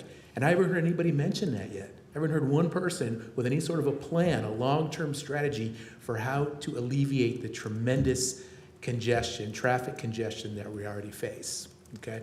That's one comment. I'm also curious as to what the grade is going to be here in terms of whether or not these buildings are going to sit below the current elevation of Sweeten Creek Road. Are they going to be above it, below it? If so, how much? The townhouses I'm not quite so concerned about, but the apartments that are going to be 4 stories, that's pretty high up. That's going to create some visibility obstruction there for existing homes in the area, as well as motorists. So I would like some clarification in terms of how high we can expect some of those buildings to sit in terms of elevation. And again, I'm really calling on you folks, because I think, you know, the developers they're just meeting a demand. They're meeting a need. I understand that. But you folks, you're tasked with making sure that these streets and our infrastructure are sufficient and safe and are going to meet the needs of our community going forward long term. Affordable housing, absolutely, I'm all for it. I work with affordable housing programs, so I'm not in any way opposed to that. And I'm not in any way opposed to more housing for the community. But I don't see how this is going to work, and especially now with more projects potentially coming up in the future. So, thank you. Thank you. I think a little bit more clarity is deserved of the community around our I-26 and the DOT STIP. So about, from my memory, 10 or 11 years ago, there's the state pool of funding and the regional pool of funding. And the state pool of funding, part of the I-26 connector project moved to the regional to compete with our major corridors. And because of that, we were expecting delays. And we were presented at the MPO about 2.5 years ago, a scissors graphic. This is what's going to happen because the I-26 connector project is competing with our local roads. The I-26 connector project is potentially more eligible for federal and state funding that our local corridors are not. We made a choice in that meeting to prioritize Section A of the I-26 connector as an MPO. And unfortunately, there's not a lot of attention at the MPO. So if you're just learning about the French Broad Metropolitan Planning Organization that oversees all of our state-maintained roads, budgets, plans, policies, now is definitely the time to start paying attention, if not too late. What was presented to us at the last meeting is that scissors graphic is now an axe. But that vote isn't finalized yet, and so there's going to be engagement about it.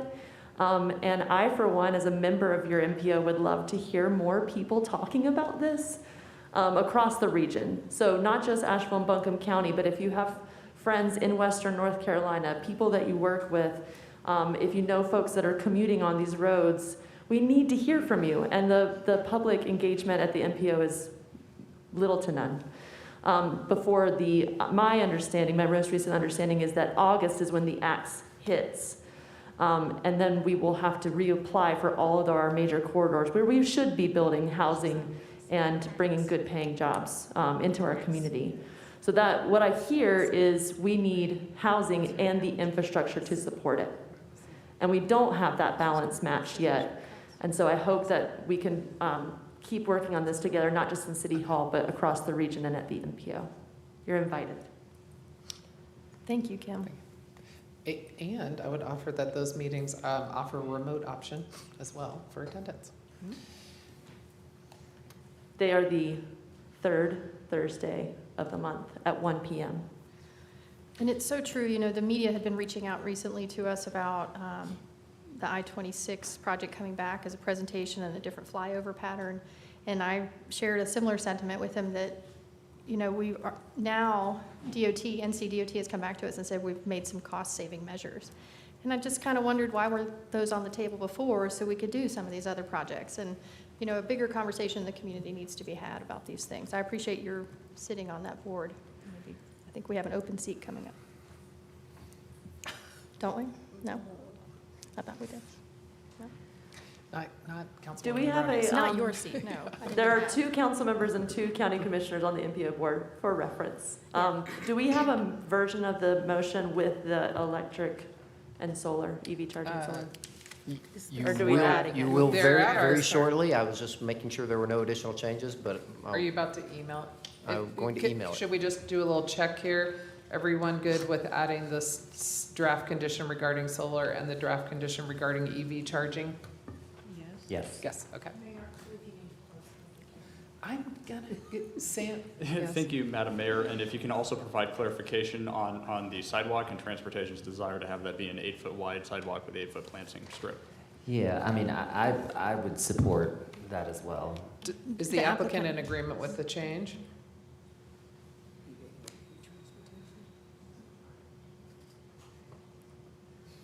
I see nodding. Nodding, yes. Did you get that, Brad? please Just a add. moment while That we. is not what was on your most recent, We will add when I asked. Okay, well, Brad is whipping this up. One of these days, my promise to you is I will bring you something with a 1-sentence recommendation. Oh, it's okay. Well, you didn't say how long the sentence would be. Seems like it could be really long. It's 8 and 8 instead of 5 and 10. So which particular sidewalk was it? So it is the sidewalk that runs along Sweeten Creek Road. It's up here, go back. Weren't we on the right side? I thought we were on the right side. Sam, go back to this. He's trying to localize it. Yeah, there we go. So Brad, up there under B, we're going with a 8-foot sidewalk and a 8-foot strip.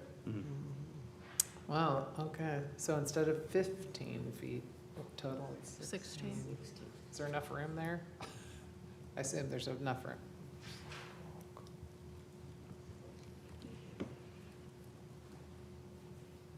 This is the quietest sausage making we've ever done. Well, thank you, council.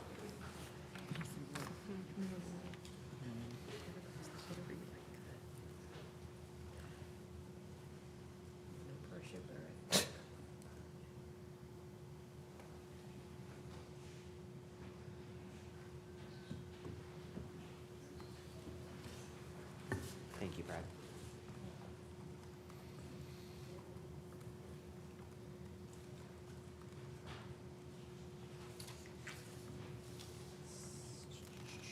Council, you should have that now. Okay. Oh, are you ready? Yeah. Did you get it? His Yes. email? Yeah, you got it?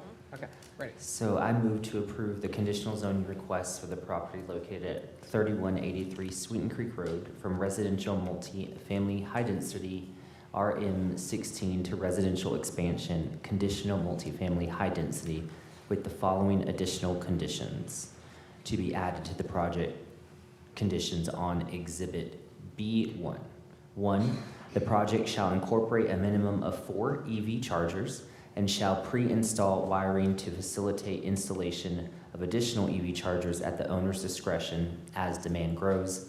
And 2, the design and construction of all buildings shall incorporate designs features to facilitate future addition of rooftop solar capacity.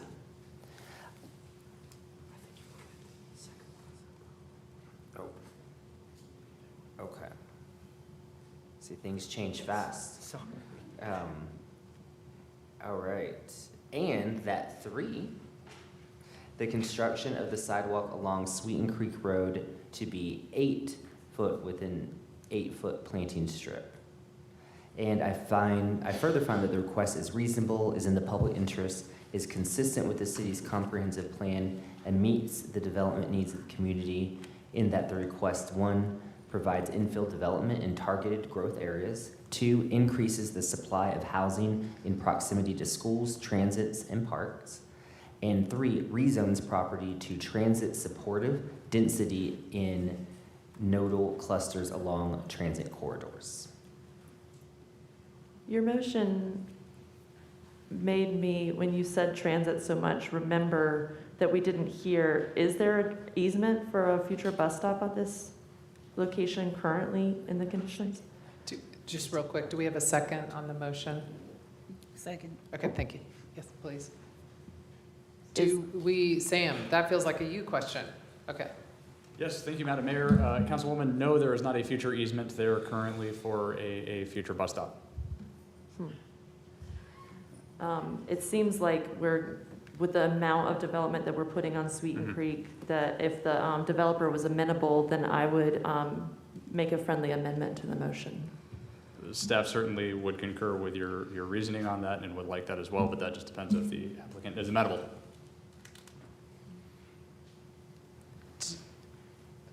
Probably if we amend, we could just redo the motion. Let's see what they say.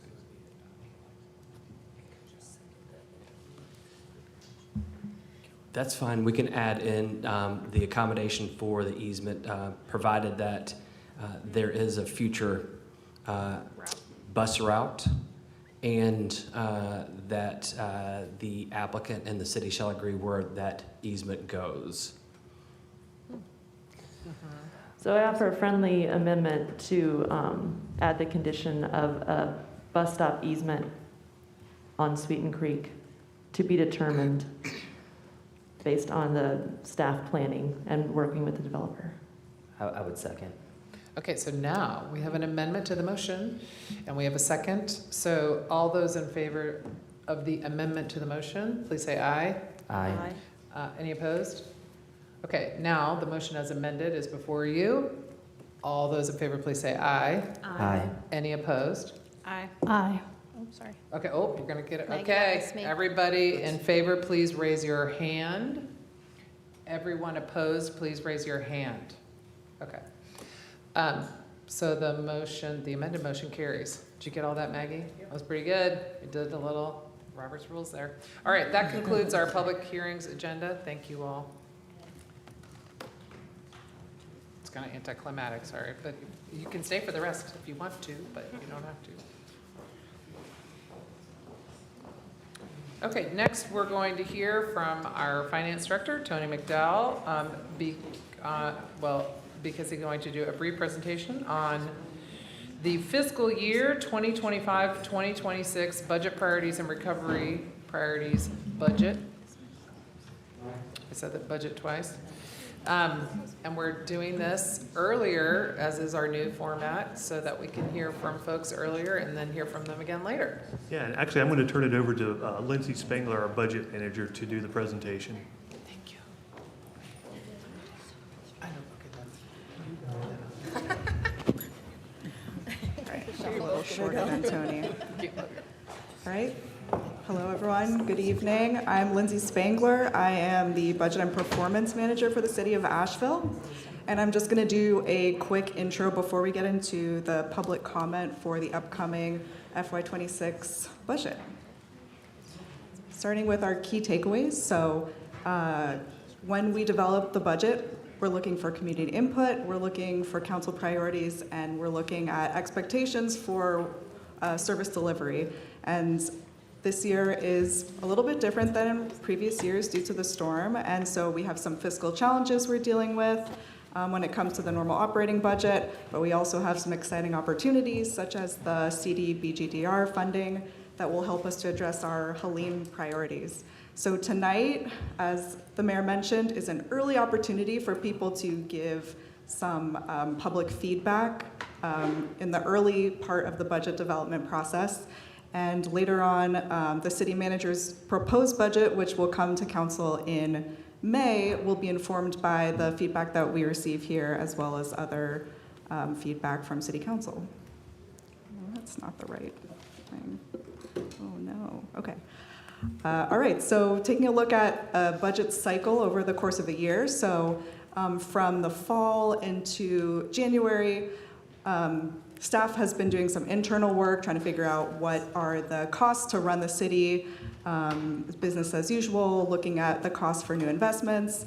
And then moving into January, February, March, we're looking at different priorities that the city has, looking at the council priorities that were defined at the retreat.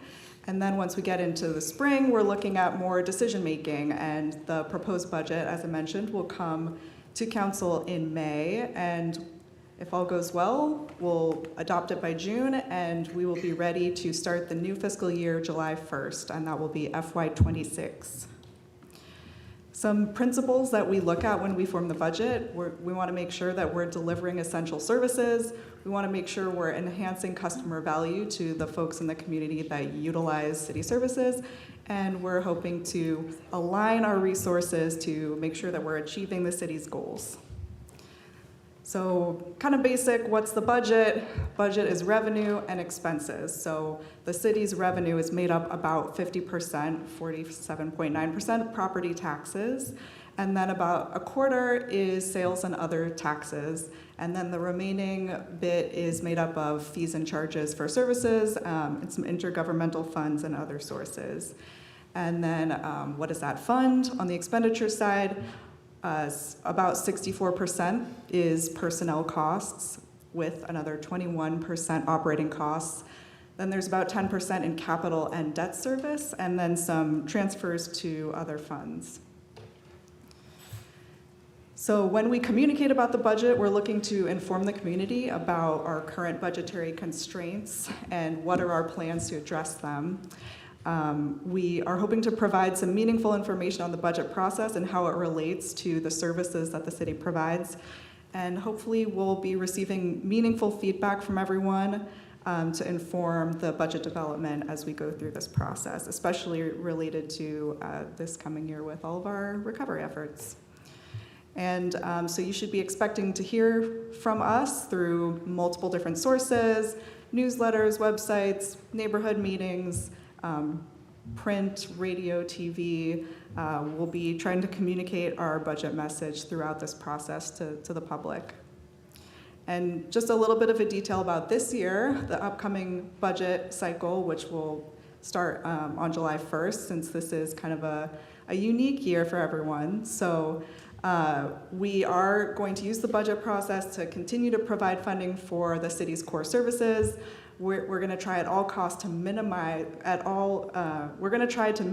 cost increases to residents here as everyone kind of struggles to recover from the hurricane. We'll be looking to some one-time revenue sources, such as from CDBG-DR and FEMA, to fund some of the community's recovery priorities.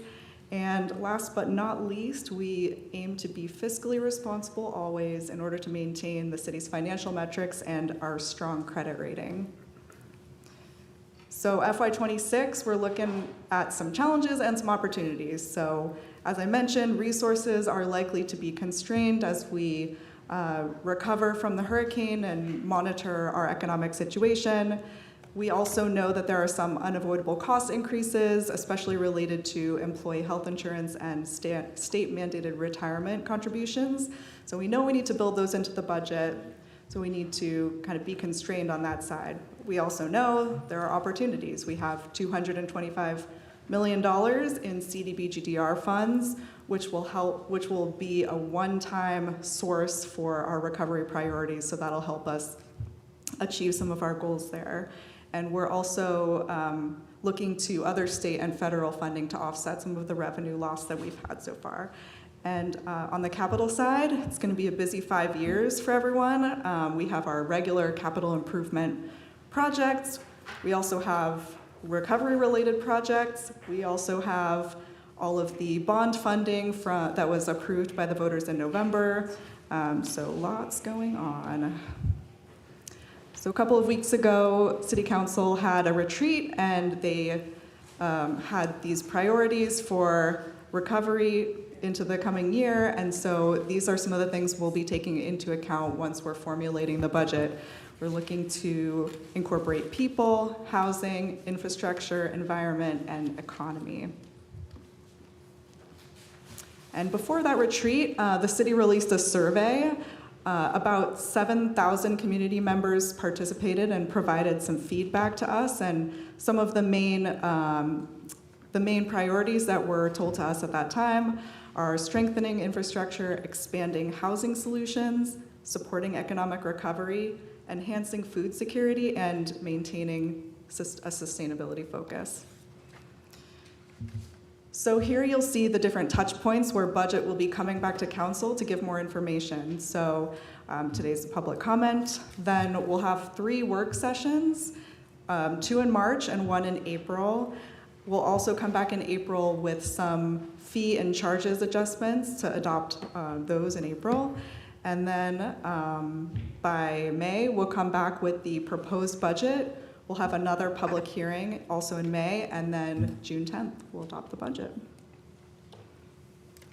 So thank you for the opportunity to speak to you today, and we're looking forward to getting feedback from the community and hearing what people have to say. Thanks. Any questions from council?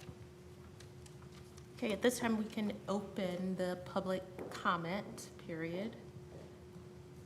Initially, we have signed up to speak Michael Timberberger, and there are 3 members who are ceding their time to Timber. Can you raise your hand, please? Michael Tate, Rachel Cohen, Joshua Jones. Okay, thanks. Timber, you'll have 10 minutes to speak. Thank you so much. Hi everyone, I'm Timber. I'm with Sunrise Movement Western North Carolina, formerly Sunrise Movement Asheville. I would like to take a moment to say that I appreciate council's questions regarding renewable energy, considering about the importance of mitigating stormwater runoff for these new development efforts. And the emphasis on invasive species. I'm a landscaper and a farmer, so this is a huge concern of mine. I've been doing cleanups along the river, and invasive species are a big hindrance to those efforts because all that plastic gets caught in the thorns, in the vines. So I would like to consider possibly in our cleanup efforts addressing some of the invasive species. Also, as we think about cleaning up our streams, restoring our stream banks, and also our right-of-ways along the roads. So yeah, I grew up here in Asheville and on my family's farm out in the county, and I've lived here my whole life. I'm 35. I've lived through 300-year floods. In 2004, Hurricane Francis, I was in high school, and we walked down and saw Biltmore Forest underwater. After Fred, my driveway got washed out, and then less than, 3 years later, Helene happened. And this is what the climate crisis looks like. 2024 was the first year to exceed the 1.5 degrees Celsius of warming that the Paris Climate Agreement warned us to stay under to prevent the worst outcomes from climate change. I have trouble imagining a worse outcome than Helene. 106 people died across North Carolina, nearly half right here in Asheville and Buncombe County. I personally lost a friend who was swept down the river. These climate disasters are getting more severe and more frequent due to human-caused climate change, and it's going to get worse. The city of Asheville declared a climate emergency in 2020 at the urging of the Sunrise Movement. Following that, Asheville and Buncombe County set up a goal of reaching 100% renewable energy by 2042. But is that ambitious enough to address the crisis that we face? And maybe that's why so little action seems to have taken place to address this crisis. If you truly believe that climate change is an emergency, you must take urgent and sustained action to address it. After you set the goal, the city and county set up the Blue Horizons project, and Blue Horizons developed a comprehensive strategic plan to transition Buncombe County to 100% renewable energy by 2042. A lot of time and money was spent to develop this plan, but the resources were cut to that program, and Blue Horizons is now defunct. We urge the city and county to fund the Blue Horizons project or a similar community-wide council to coordinate efforts across jurisdictions, sectors, and initiatives. We urge the city and county to implement the strategic plan for transitioning to 100% renewable energy in line with the commitments you have already made, and to be even more ambitious in light of the climate disaster we just faced. And we call on the city to maximize funding opportunities like the $225 million Community Development Block Grant to move climate justice initiatives forward. We are living in the aftermath of a man-made climate catastrophe, and all aspects of the city's budget and recovery process must be viewed through this lens.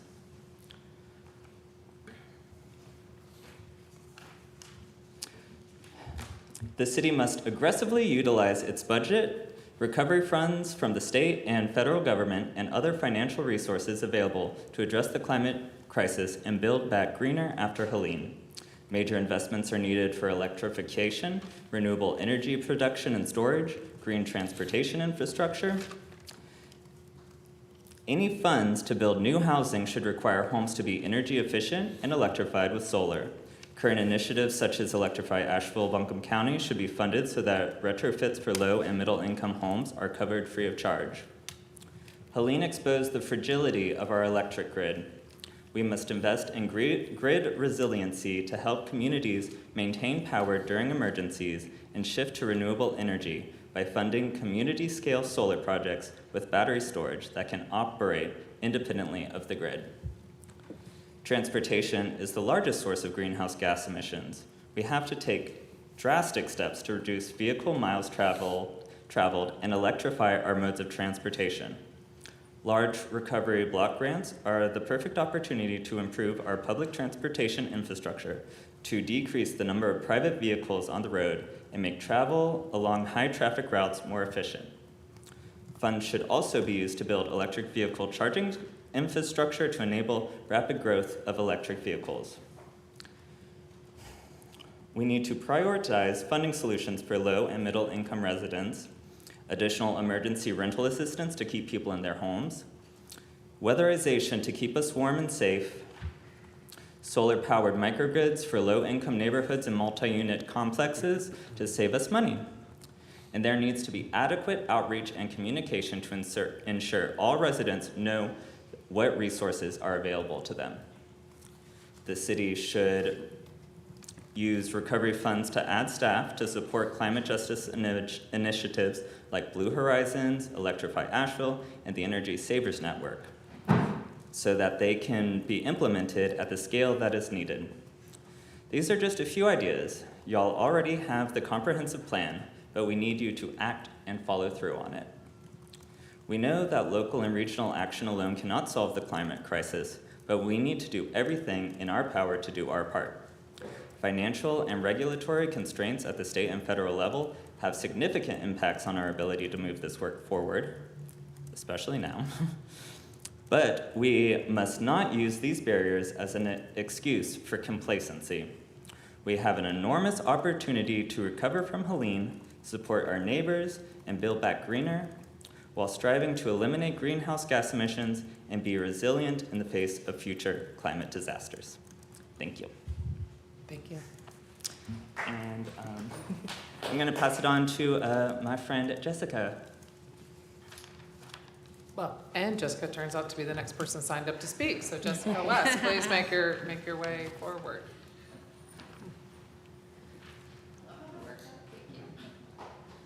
Hi, I am Jessica West. I'm a resident of West Asheville, also lifelong resident of Western North Carolina. I too have lived through 3 catastrophic, life-shattering events, all floods. I lost everything I owned in the floods of 2004, and then had to completely build back. Thankfully, in this last one, we weren't that affected. Sadly, many of our friends and fellow residents were.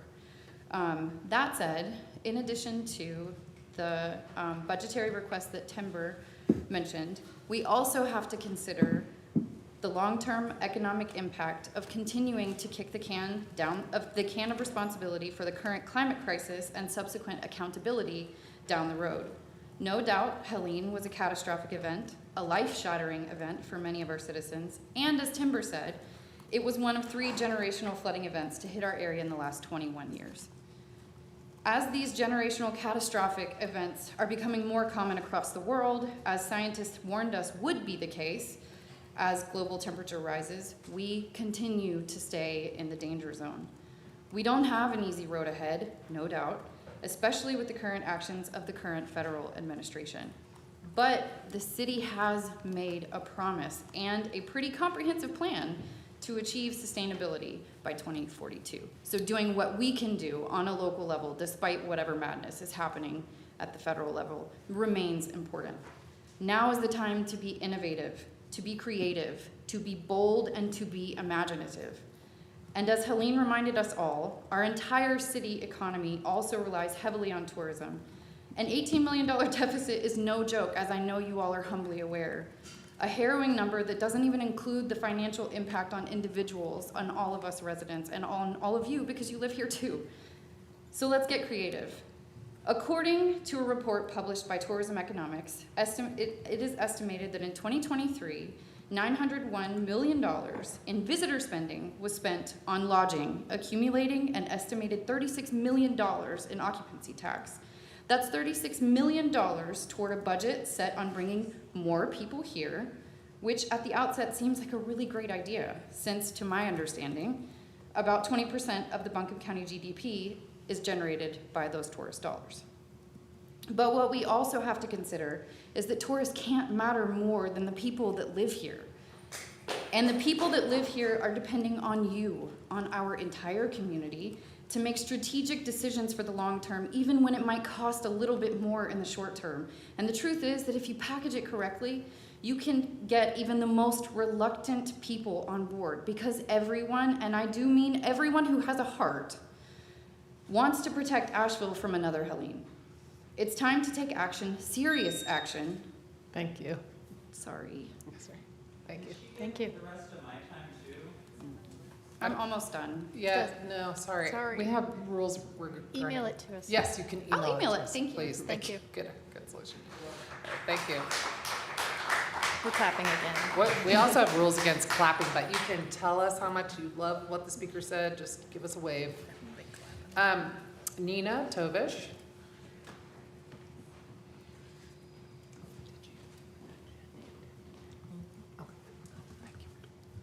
Good evening, Mayor and council members. I'm delighted to follow these 2 excellent speakers because they covered a lot of the groundwork that now I don't have to do. I'll just say what they said.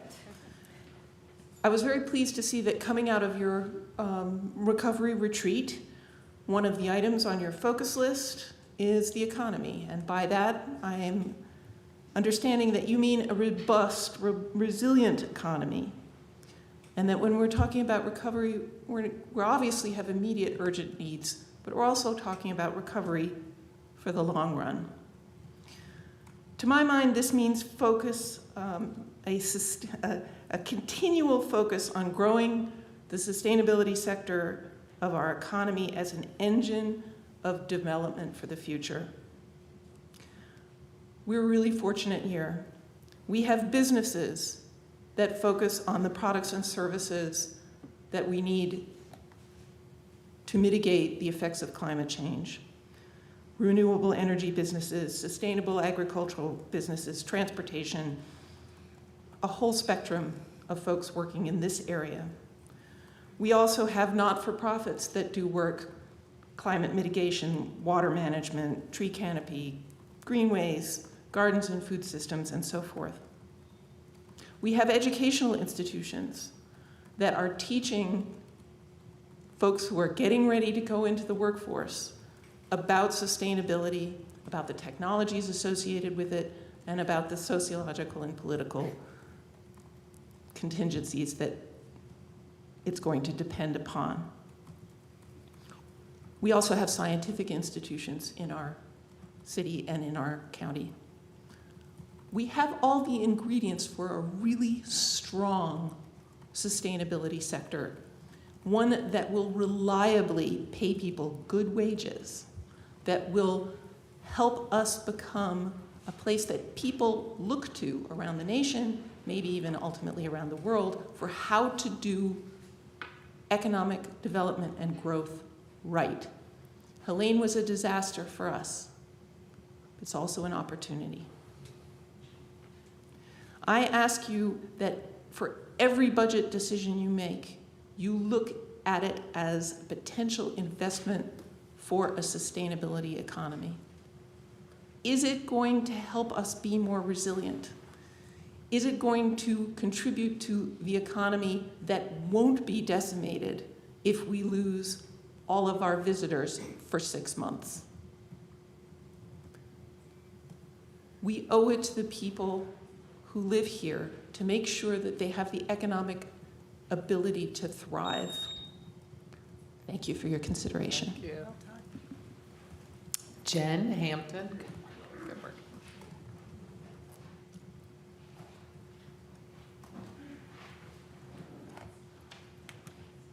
Hey y'all, and hi neighbors. My name is Jen Hampton, and I'm the Housing and Wages Organizer for Just Economics and co-chair of Asheville Food and Beverage United. And it's with a real sense of purpose and urgency that I stand before you tonight to advocate for two crucial components of our city's annual budget: living wages and public transit. The Just Economics living wage rate for Buncombe County in 2025 is $23.15 per hour. This is based on 3 times the HUD fair market rent for our county. Starting pay for the city of Asheville is currently below 80% of area median income, a threshold that's used to subsidize affordable housing, which means that many city employees cannot qualify for a housing unit that's subsidized at 80% AMI. City employees from Public Works, our water department, Parks and Rec, and first responders work tirelessly in the aftermath of Helene. And many of these same staff are not paid enough to live in the city they serve. This is unacceptable. Our city staff, along with every single other worker, deserve to be compensated fairly and to have the opportunity to live with dignity in the community they serve and work in. Public transit. An efficient and affordable public transit system is vital for our city's economic vitality and social equity and our recovery. Both the physical storm as well as the economic storm that followed Helene have resulted in a loss of vehicles and transportation options for local residents, and improving public transit is more important now than ever.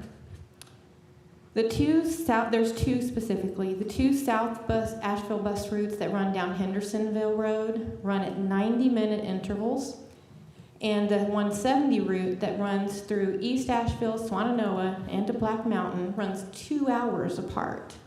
The wait time between buses needs to be less in order to add efficiency. The 170, by the way, runs through the hardest hit area from Helene, and more frequent bus service would aid in the recovery. And additionally, South Asheville residents deserve the same attention and frequency of bus service as neighbors who live in other major corridors.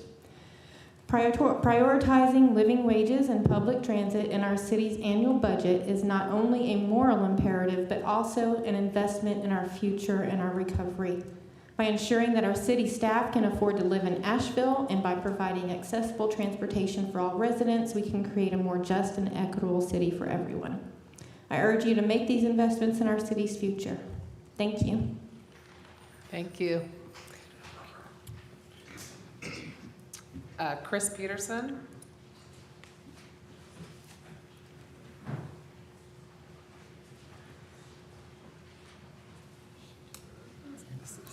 Mayor, council, did you miss me, Mayor? Welcome back, Chris. Thank you. I've been a businessman for many years here, lived here all my life. Asheville's in a severe recession now, and it started December 5th, and you got that on top of a horrible storm. We're 18 million in the hole. Now, this is your budget. I study it every year. I've got you at 50 million. I'm not trying to alarm everybody, but you got to be truthful with the people. Right now, council needs to really study your budget. This is probably the hardest budget that's been before a council since the Depression. I'm laying it out there. You might not believe me, you might throw rocks at me, that's okay. You need to dig deep and study your budget. It's going to be a test of hard love. You're going to have to tell a lot of these people, we're not going to be able to pay the city in gold and stuff like that. You've probably lost 10,000 people. These are young people. You know why? They don't have a job. You know why they don't have a job? City Council, Chamber of Commerce, you've pushed tourism. You know what? That got wrecked. You haven't pushed blue-collar jobs, corporations. You don't like them. You need them. You have to have a balance. In any budget, when you're in business, you have to have a balance. We're highly imbalanced. It's a huge problem. Your other problem, you got 134 million in salaries. You're only bringing in 127 million. You're 7 million off the top before you even start. It's huge. You've got to start laying people off. You can't have any more raises. There's got to be a budget freeze. You got to get your employees to come back to work. They don't work here.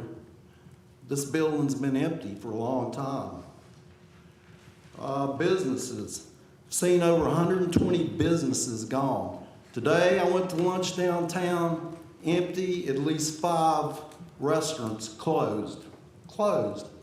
No people. Nobody putting money in your meters. Thank you. So that's it. But Thank you. good luck. Really, I do mean good luck. Thank you. Folks, that concludes the public comment for this item. This is, again, this was just sort of a preview of the budget. We're going to have more opportunities to participate in the budget process. So just kind of our opening. It's still technically winter, right? So we're got an early start. So thank you. I'm going to move to the general public comment period of our meeting. We do have 3 people signed up to speak. Again, folks, you'll have 3 minutes to speak. And the first person signed up to speak is Lola Lafay. Lafay, thank you. Thanks, Mayor. Miss Lafay, just take that microphone and you can pull it down a little. I'm not saying anything about, just Okay. get it closer. Okay, so I'm talking about the HR 32 and the blackmail from the federal government about what they'll do to withholding our funding if we don't comply with what they want us to do with ICE. I rise to address our city's Sophie's Choice moment. It may feel to our city that we are being asked to choose between two of our children, hurricane survivors, and our immigrant community. I applaud the city's work and care for both groups, which in some cases overlap. I see the city's care and time and advocacy for more resources for our hurricane survivors. This work is far from over and must continue. I also applaud our Sheriff Quentin Miller and other officials for their advocacy for our immigrants. We must remember that unless we are Native Americans, we are all immigrants. Let us stand together against HR 32, a bill that would not only have us betray our immigrant community, but would require we spend sparse city resources doing so. Let us stand for all the people of Asheville. Governor Janet Mills of Maine has stated, if Donald Trump stops federal funding to Maine, we, the people of Maine, will take out federal taxes from all paychecks and no taxes will be paid to the federal government. If need be, perhaps our city and our Governor Josh Stein would consider something similar. Thank you. Bobby Skelton.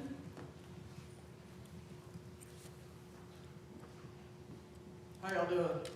Good. Solid? Where I'm not actually really from here. I moved here about a year ago, and by far it's been the hardest place I've ever lived. I've lived overseas in Thailand, all kinds of stuff. Housing is ridiculous. You can blame a lot of that on Airbnb and rich people just trying to get richer. And let's continue to focus on the fact that people that are here, who live here and have worked here, who want to move here and make this place a better place, need housing, and we need to be able to afford that. I looked at an apartment today, and this woman wanted to make me pay $200 for cleaning service. I'm pretty sure I know how to do my own cleaning. And it was $1,800 for a 600-foot square little place in North Downtown. That is outrageous. And I work 50-plus hours a week as a dishwasher at Bone and Broth, and I make good money. But that's so crazy. Living wage has to happen. You guys probably all have nice homes. Any of y'all ever been homeless? No? You been homeless? You know what it's like living on the street? It ain't nice. Oh, no, not on the street. Living on the street and you got a job, you can't sleep at some of the homeless shelters because they close down at 8 o'clock. You gotta work till 11, 12. That shit don't work either, it bothers me. But I think, honestly, everybody can just do better. If we're supposed to be mountain strong, just be mountain strong and do better. Thank you. Thank you. Molly Ricker.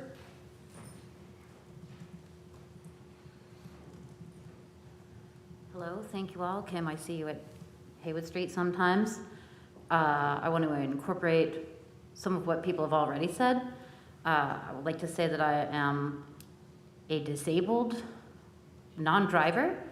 I live in constant fear that the $25,000 a year I live on, take that home and think about how long that would last any one of you at this table, will inevitably cease to be enough when my apartment that I live in gets refurbished and I get evicted, and I'll be pushed to the outskirts. I want to speak to increasing public transportation in the wake of this storm. It addresses environmental concerns, poverty concerns. I think that we need to have more regular, consistent busing to South Asheville, that Sweeten Creek area. We need to be going into the Oakley area more. I would also like to see, which would require probably some ombudsmanship with these other municipalities, but I do think that buses going to Marshall, buses going to Weaverville, buses going to Hendersonville are going to address some of these concerns as well. It's going to decrease traffic. It's going to give people potential other living situations that are less expensive, that still allow them to work in this city. And I know that I'm talking fast and I'm trying to cover a lot of ground, but I would also like to see environmental and invasive species issues rolled into cleanup. there's a way to fold invasive species removal into Riverside cleanup. Just take some communication with right agencies and the right people. It helps to address a fundamental issue. And then too, I would like to see this city rebuke what is coming out of the federal, I will not even call it government, because I think as a queer person, as a disabled person, as someone already on Social Security, as someone who is friends with immigrants, I have worked in service and I have worked in retail, and I would like to know that we are going to protect our residents. I don't use the word citizen. I'm not buying into that horse shit. We're all on stolen land. I don't want to see human beings under threat, under fear, because they don't have some papers. No one has any more right to be here than other people. And I would like to see this city and this council make a public statement in refutement of what is being asked. I appreciate the police department statement. I don't know if I believe it, but I would like to see more of that. It is not a time to wait and see. It is not a time to comply ahead of time. And thank you very much for letting me speak. Next time I'll bring some friends to seed their minutes. Thank you. All right, council, that concludes the general public comment, and I don't believe we have a closed session. So we are adjourned. Are we going to acknowledge Rachel's?